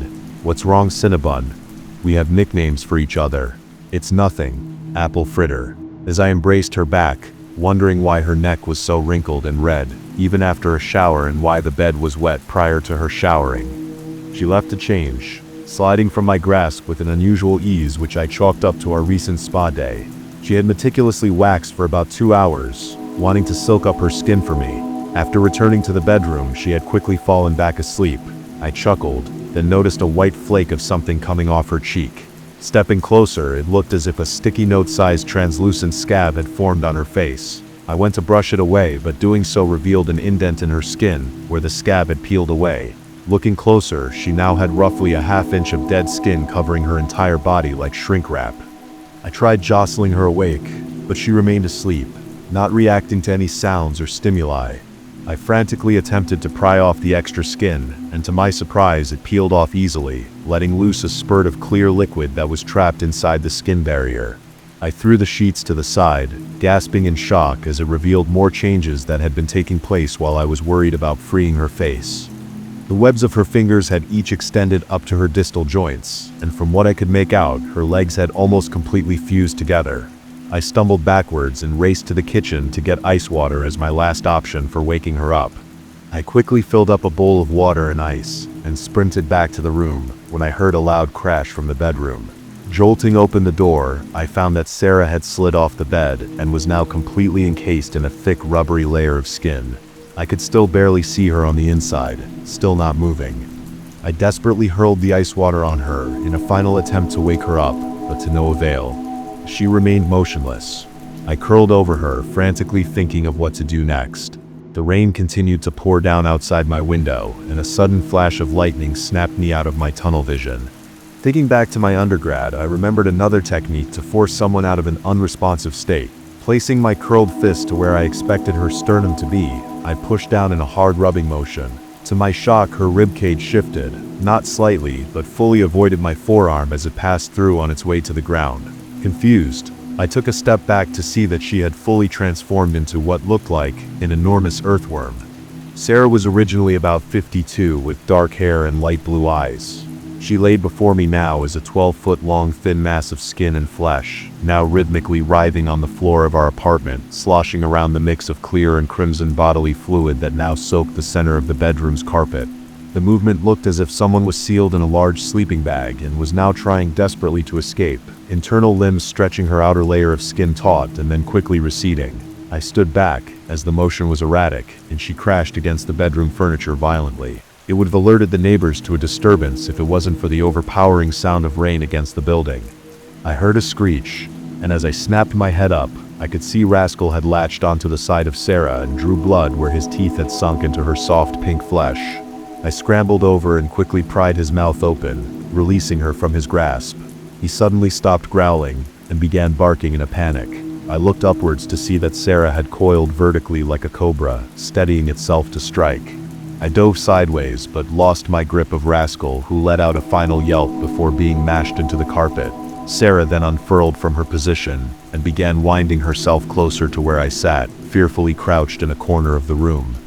The head of Sarah's body slowly extended and retracted, finally reaching out to me as she closed the distance between us. I recoiled, holding my arms and legs tightly together, attempting to make myself as small as possible. To my surprise, the mouth began to gently coil around me, seemingly smelling or tasting for something it wanted. It ended up encircling my hand, which had been slightly cut when I opened Rascal's jaw a few moments prior. The lips pulsed, and I felt a slight pull of suction, which quickly became stronger, now feeling more like a vacuum. I could feel the once small wound open up, as my body strained to keep my blood from being wrenched out of me. I slowly faded away into darkness, fainting from the riverine sensation of blood coursing out of my body. I woke up to a pitch-black room. Moving my legs slightly, I recognized the creak of my bed's mattress springs. As I reached to turn on the bedside lamp, I realized that Sarah was still firmly attached to my hand. I slowly flicked on the lamp and I stared in shock as my arm had grown emaciated and weak from being drained. I stumbled to my feet, slowly dragging along Sarah to the kitchen in a survival-fueled daze. I weakly picked up a bag of salt and returned to the bedroom. I knocked over a dresser onto our bed and pushed Sarah's engorged body underneath. I then carefully spread the salt around either side of the bed, making sure not to let any touch her.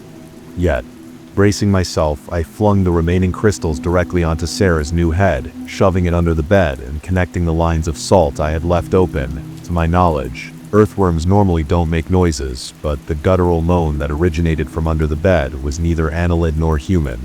She thrashed around for the next hour or so, desperately trying to remove the salt from her skin and escape the makeshift prison I had crafted to contain her. I can hear her sliding back and forth across her own skin, coiling tightly and occasionally bumping into the bed frame and wall. I bandaged my hand, reapplied salt around the bed, and am now typing this post, searching for answers or help as to what is happening. Does anyone have advice on how to proceed?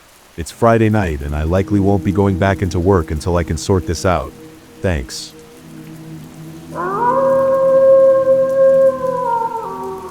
I'm a nurse who broke protocol to save patients. Now my skin is cracking open. Working at the hospital most days has its ups and downs, especially with the budget cuts we've endured these past months. It's gotten harder to understand what the administrators expect of us when we're stretched so thin. Honestly, it's a struggle for patients to even see a doctor these days. It's difficult to reconcile that a system meant to care for people so often just guesses. So often it shrugs. What I've learned is this: The only thing that saves a patient anymore is a doctor bending the rules, or one of us nurses actually putting in some work. It started small, these unconventional methods. A burn victim came in, and we had no available rooms, no proper anesthetics. Just me and 3 other nurses scrambling for a solution. Then I thought of something. Nearly expired, experimental medications for pain relief for chemotherapy, stockpiled for another department. The others hesitated. It was a risk, but it worked. The patient recovered. Slowly, they came to see things my way. Now, our unit reports a 5% better recovery rate than the others. But we don't talk about how. Not to patients, not to doctors, not even to new nurses until they've been broken in properly. Other cases had improvised solutions. But then came the ones that didn't, the ones where we had to decide, fast, who got pushed through and who wouldn't last the wait. After a while, the solutions got creative. The second time, it was a child. Leukemia with the oncology unit backed up for weeks. His mother begged, her voice fraying at the edges. The boy's veins stood out like ropes beneath his papery skin, his breath wet and labored. I'd seen the signs before. He wouldn't survive the delay. So I took one of the spare chemo vials. It was expired technically, but what wasn't these days? I diluted it, half dose. Just enough to stabilize him until real treatment could begin. He seized within minutes. Not the slow, fading kind. Violent, back arched like a bowstring, fingers clawing at the sheets. We pinned him down, shoved a bite guard between his teeth. His mother screamed. The other nurses looked at me like I'd handed him poison. Maybe I had, but by morning his counts improved. The oncologist called it an unexpected remission. The mother cried in relief. Nobody asked questions. It was after the kid that I started paying closer attention to the chemo vials. The drug name was unfamiliar startup's logo, a snake eating itself. When I asked admin about the stash, they just shrugged. Probably a trial batch. Don't overthink it. The other nurses hesitated after the seizure. Too risky, they said, but the kid lived. And when I checked his charts a week later, his counts were cleaner than any of the oncology unit's regulars. So I took a few vials home. Heavily diluted, obviously, just enough to test. I told myself it was research, that if I could pinpoint the right dosage, we wouldn't have to gamble next time. The microdosing sharpened me. I worked double shifts without fatigue. My hands never shook. I calculated dosages in my head faster than the pharmacy's software. The other nurses whispered about me. How is she always the first to spot the crash? But only Clarissa watched me with real fear. She was the one who clung to protocol even when it failed. The one who panicked when textbooks didn't save a coding patient, then glared when our vials did. When admin announced random drug tests, she actually smiled. Joke's on her. The test came back clean. Whatever was in those vials, it didn't metabolize like normal chemo. At the right dose, it was invisible. Perfect. That was until the first patient we treated showed up. Their skin had cracked. The old burns had healed wrong, leathery and discolored. No, these were deep, jagged splits, like something inside had grown too large for the flesh to contain. They ran from the clavicle down, precise as surgical incisions, following the spine in unnervingly straight lines. Then the smell hit. Sulfur, like thick and coppery blood left to rot in a rusted can. It clung to the inside of my mask, coating my tongue. One of the nurses gagged. Another, Clarissa's hands, started sobbing. I dragged her into the supply closet before she could hyperventilate. Her pupils were blown wide, her breath coming in hitches. Look at me, I hiss, squeezing her wrist too tight. You say one word to admin, to a patient, to your fucking priest, and we're all done. You understand? No severance. No references. Don't forget how the job market is like now. You will create a black mark that'll follow you to every hospital in the state. She nodded, tears cutting clean tracks through her foundation. Good. But later, alone in the staff bathroom, I peeled off my scrubs, pressed my fingers to the base of my own neck, where the skin had started to itch. I gathered the nurses one last time. More patients would come, more cracks, more sulfur, more questions we couldn't answer. The vials had to disappear. Every record, every note gone. I made sure of it. What happened to that man was wrong. Yes, maybe even sinful, but what choice did they leave us? We wade through death every day. We kneel beside it, stitch it shut, send it home with a smile and a prescription. If we hesitated every time the rules didn't fit, The morgue would overflow by Tuesday. The meeting ended at midnight. I stayed behind. Security helped me load the expired inventory into the van. $100 silenced their curiosity. Now alone, I had to bury it. I stopped for gas. That's when the itch spread. It started at my neck, then slithered down to my elbow, slow and deliberate, like something crawling under my skin. I scratched until my nails caught on dampness, pulled back my sleeve, oozing. A wet, glistening split, barely a hair's width, but deep, too deep. I turned my head. The stench hit me like a fist, sulfur and spoiled meat. It was back. I slammed my hands against the steering wheel. Once, twice, the pain grounded me. In the rearview mirror, the vials gleamed. I reached back, fingers trembling, and felt the crack widening beneath my collar. I made it home just as the itch became a fire under my skin. Parked crooked in the driveway, brushed past my husband's questions, my daughter's outstretched hand, locked myself in the bathroom. Strip, inspect, fix this. The mirror showed the truth, jagged fissures branching from my neck to my ribs, weeping that same translucent ooze. The smell had already seeped under the door. A knock. Honey, you okay? Fine. My voice didn't sound like mine. Order the pizza. The shower hissed to life. I scrubbed until my skin burned, but the ooze clung like oil. My daughter's voice floated in, muffled. Ma, why's it smell like matches in here? Then the solution, a single 50 milliliters vial tucked behind the towels. I drank it.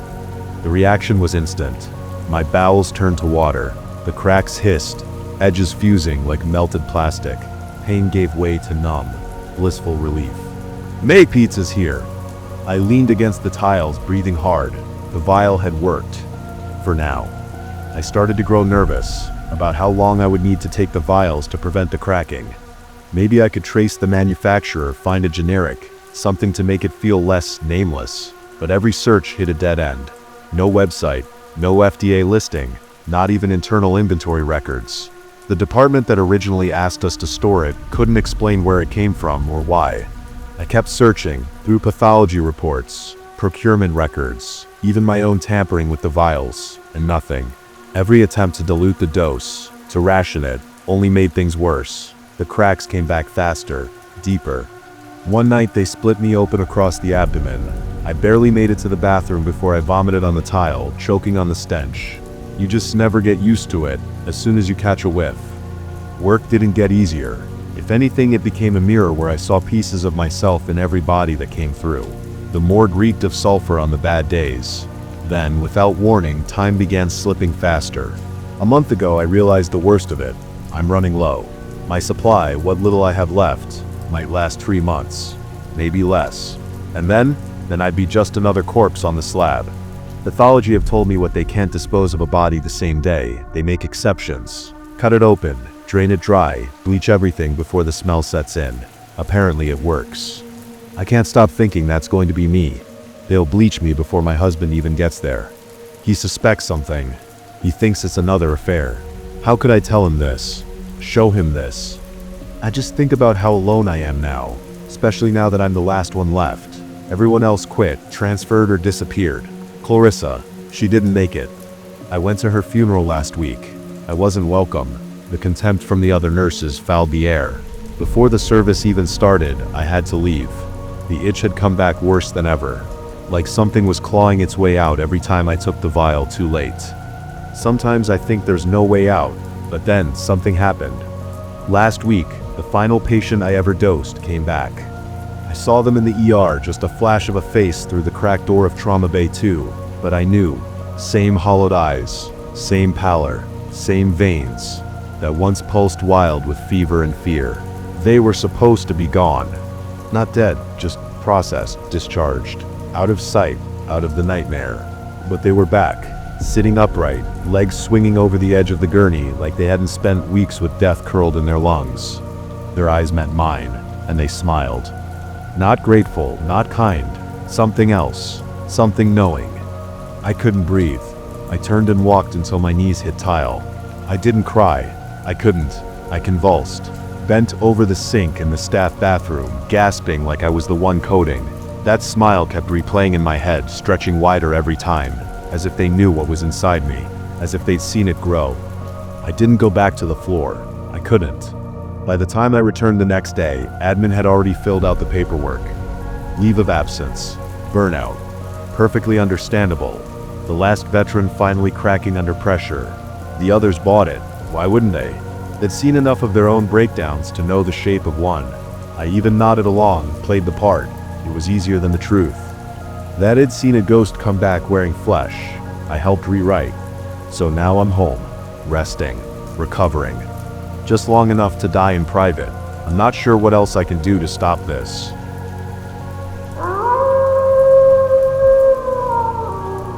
When I was 13, I went hunting for an urban legend. I found something much worse. I grew up in the exurbs of western Louisiana. Our small town was deeply religious, and this, coupled with the crime wave of the 1980s, meant that my childhood was spent largely cooped up inside. The first lick at freedom I got was Halloween night, 1987. I was 13 and was allowed out until midnight with a group of my closest friends. What really sold my mother on the idea was Patrick. Patrick was the 17-year-old brother of my best friend Marv. Despite being feared by anyone younger than him, he was a good student and a good Christian, and all the adults he knew would fawn over him. Against his own will, he'd be accompanying our little group for the night. It was in Marv's family's basement that we watched the first half of Friday the 13th, part VOZ on grainy VHS. Looking back, I'm sure I thought in the moment that that movie would be the most traumatizing thing I'd see all night. When Patrick entered the room, our laughter died mid-sentence. He wasn't tall but carried himself like he was. I never liked him but knew that not even his presence could bring down my mood tonight. After Marv's parents forced us out, we patrolled the neighborhood trick-or-treating. I think there were about 5 or 6 of us, not including Patrick. I knew all the other kids from either church or school, apart from Lenny, the kid brother of my friend Rob. I never knew, but I'm sure he was only around 7 or 8.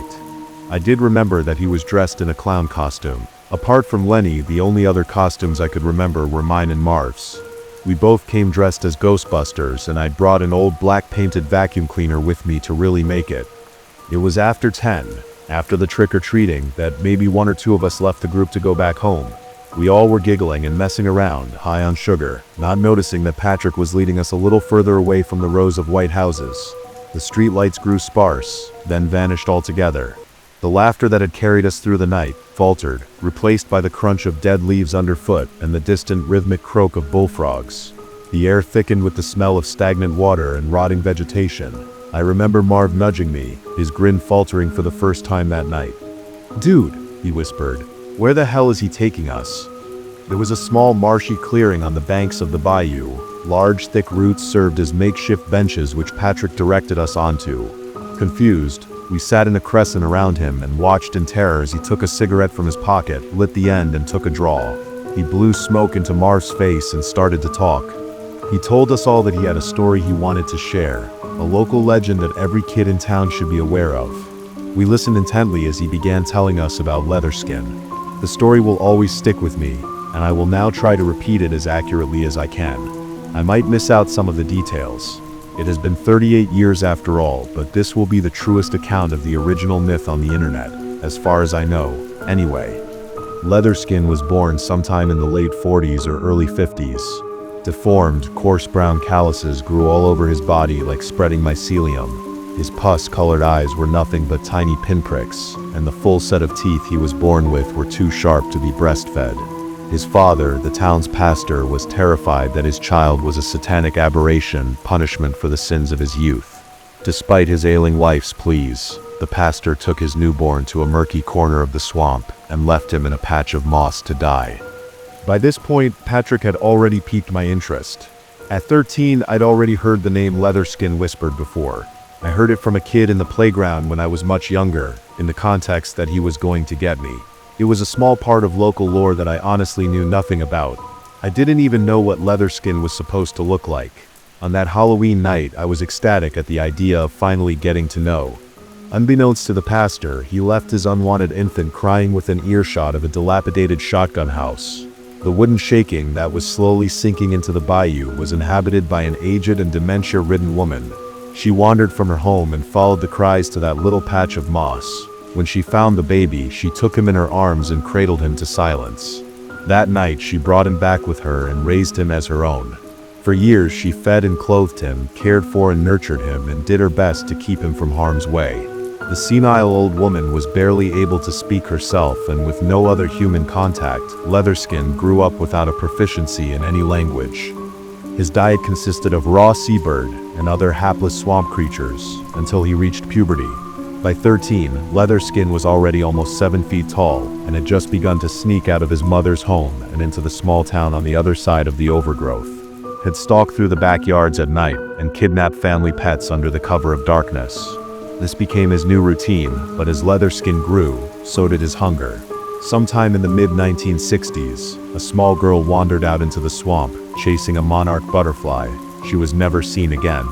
From this point onwards, all sympathy had drained from Leatherskin's story. After his first feed on children's flesh, he could not go back. Kids began disappearing at a rate far higher than the national average. After the discovery of some semblance of human remains, the townsfolk would propound that these poor children were falling victim to alligator attacks. Hunts began soon after, and although many reptiles were killed, Leatherskin remained out of sight. The parents, however, stopped letting their children play outside, and especially not near the bayou.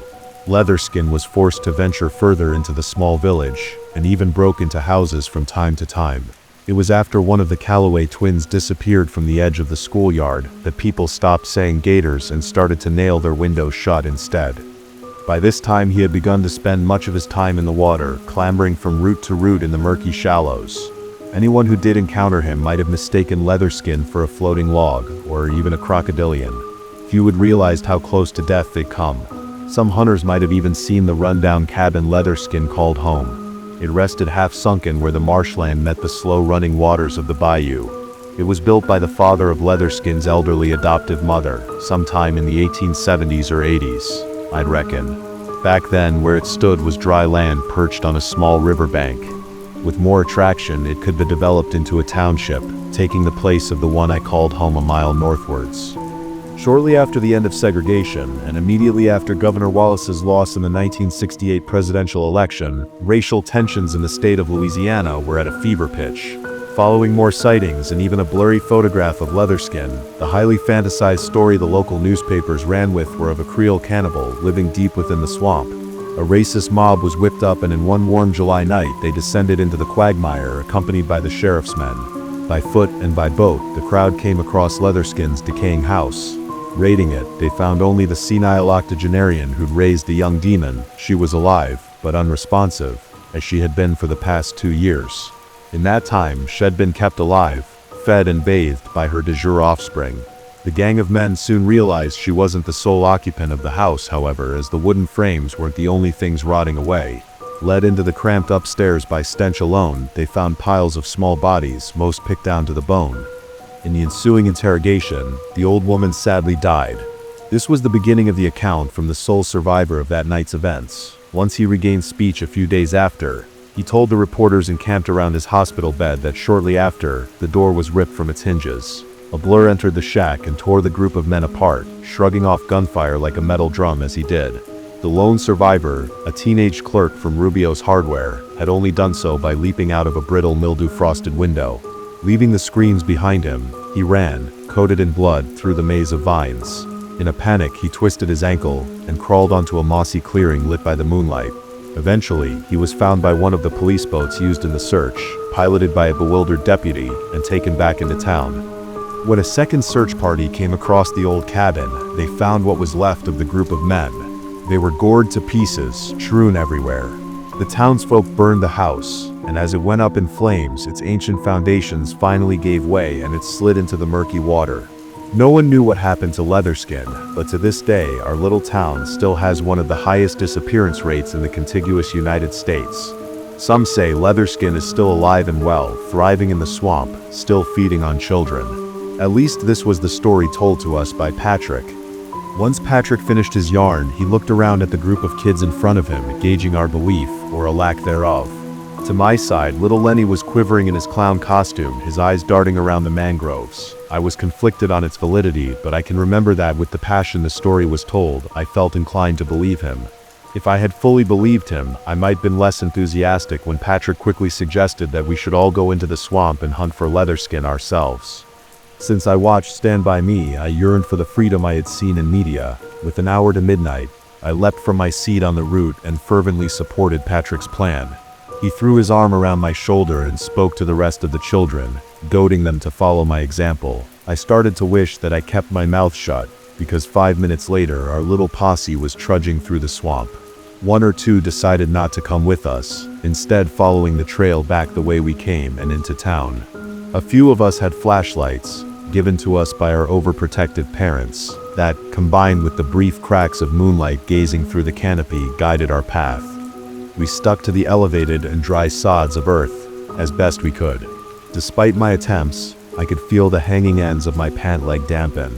Marv and I tried to hang back, and we talked and laughed like a pair of hyenas.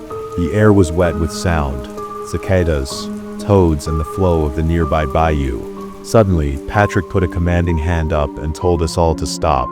We did, and looked around, trying to find what sparked our sudden halt. Patrick turned to us with a sinister smile, and said that he'd seen movement along the banks of the creek. "It's Leatherskin." I remember Patrick shouting at us. Lenny's breath hitched as his older brother pushed him forward. Patrick saw what the siblings were doing, and decided to take it further. He said something along the lines of, "You're the youngest, Leatherskin will want you." With that, we all started chanting, pressuring the kid to take a few more steps towards the water's edge. Clearly terrified, but even more afraid of what a group of older boys could do to him, he did.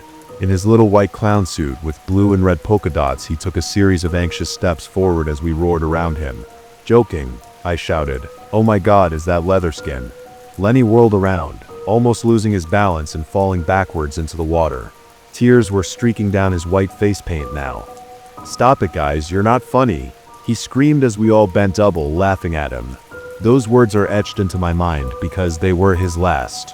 A torrent of water swept onto the thin, stony bank as a great weight slammed into Lenny, having bitten onto his submerged ankles. He cried out in pain and shock and fell to hands and knees as he was dragged backwards. I was paralyzed with fear, as were Patrick and Marv, but Lenny's brother rushed forward to fight off the black shape. It wasn't until he splashed into the water that we snapped out of our trance of regret and ran to Rob's side. He grabbed him and stopped him from running fully into the bayou as Lenny was dragged underwater by what we came to realize was an alligator. We all stood, soaking and staring at the carnage before us. The beast had begun to death roll, and Lenny's screams came in cycles, and he repeatedly breached and was then dragged under the water. Those same screams still rattle away in my nightmares, whenever my mind dares to dream. His dying breath was carried as a bubble to the black water's surface. Within a minute, maybe less, the white froth brought up by the thrashing had dissipated. Our collective gaze followed the disturbance in the water as it slowly moved away, off towards the tangle of mangroves. Rob fell to his knees by my side and sobbed gently into his hands. I heard Patrick gulp and turned to watch him wordlessly walk away from us, back in the direction of the trail. Marv and I helped Rob to his unsteady feet and followed Patrick. As soon as we caught up to him, he whipped around and furiously warned us not to tell a soul what had happened tonight. I was inclined to follow his advice, as was Marv, but we both knew Rob couldn't. Patrick sighed and took Rob by his forearm and led him away from us. I looked at Marv confused, but he just shrugged. A small while later, the two returned. Rob was crying with even more devastation now, and Patrick just sniffed indifferently. When I returned home that night, just 15 minutes past midnight, my mother immediately knew something was wrong. Despite her persistence, I explained to her that I was blackout tired, and as it was over 3 hours past my bedtime, she let me go to sleep as soon as I came through the door. I cried for most of the night, and stayed awake long enough to hear sirens wailing from, I assumed, Rob's house. In the morning, my mother came into my room and quietly sat on my bed. She told me, in a soft and distant voice, that Lenny, the little brother of my friend Rob, had been reported missing. She then asked me if I knew anything about it. I told her in a shaky voice that I didn't, and my reply was followed by a few minutes of silence. My mother then leaned in and hugged me. I started to cry into her shoulder, and after some point she pulled away, gave me a shallow smile, and left my room. They never found Lenny, of course, nor did they find his remains. I didn't see Rob much after that night, but I often heard from my parents that Lenny's mother and father had shattered. I stayed friends with Marv until I moved to Baton Rouge at 19. I rarely visited my hometown, but recently my mother passed away. I haven't spoken to her in years, let alone seen her in person. The funeral was organized by my sister, who now lived in the family home with her own family. I stayed with her for a week or two during the mourning period and got to know my nieces and nephews properly for the first time. A few days ago, I was browsing around a local shop one I worked at in the summer of 1990. It hadn't changed much, and I realized the new owner was an old school friend of mine.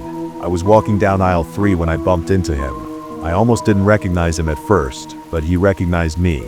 It was Rob. Guilt still clung to him like kudzu. I could tell it in his gray eyes and broken smile. His hands trembled as he restocked a shelf of canned goods, his wedding ring loose on his thinning fingers. He somehow seemed smaller than he was when we were 13. We talked, and vowed to talk more again one day, then said our goodbyes. I'm still not sure how much detail he told his parents of what happened that night, or if he's ever made peace with his own conscience. This post is my own admission. I'm not sure if the stories of Leatherskin are true. I did, however, tell them to my young nieces and nephews, in the hope they'll never venture near the swamp. Alligators infest these waters, and I'm certain it was one of those beasts that killed Lenny that night. I mean, what else could it be?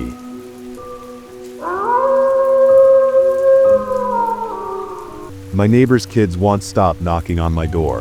They've been dead for 5 years. It started again last night.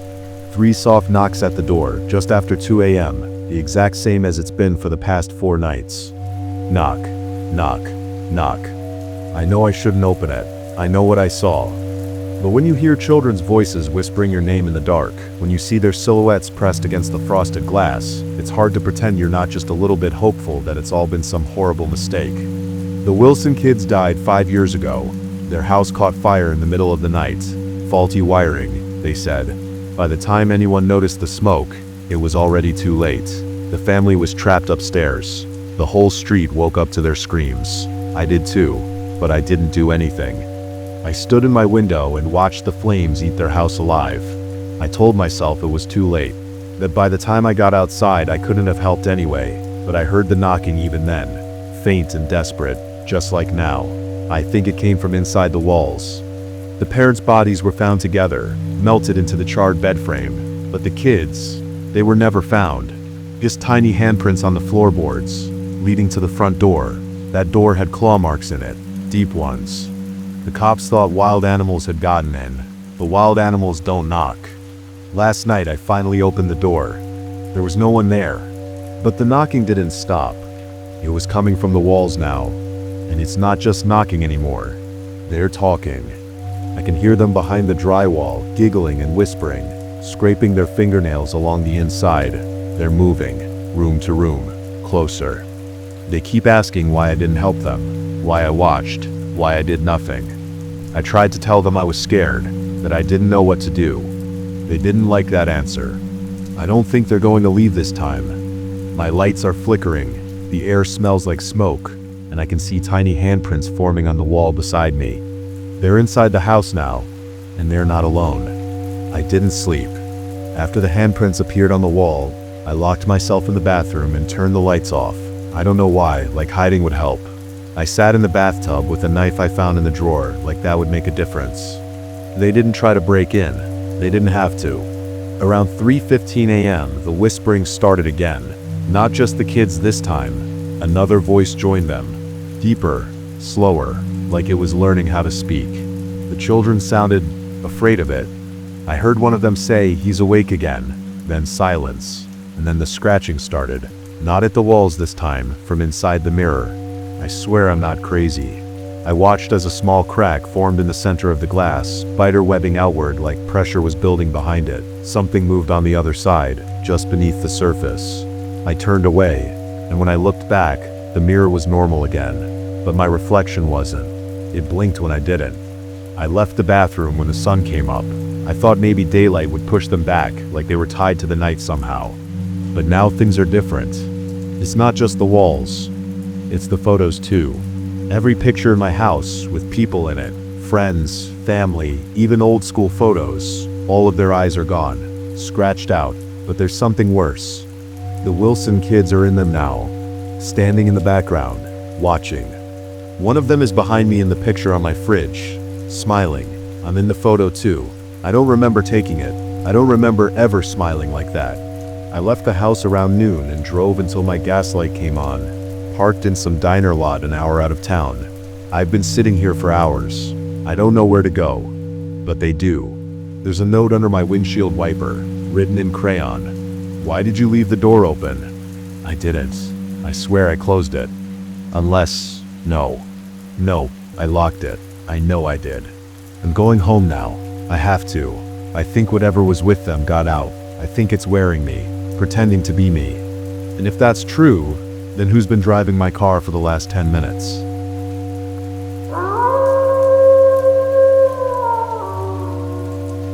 That's it for tonight's stories, but the nightmares never end.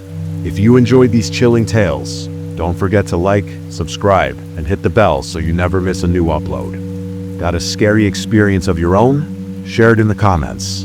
I just might feature it in a future video.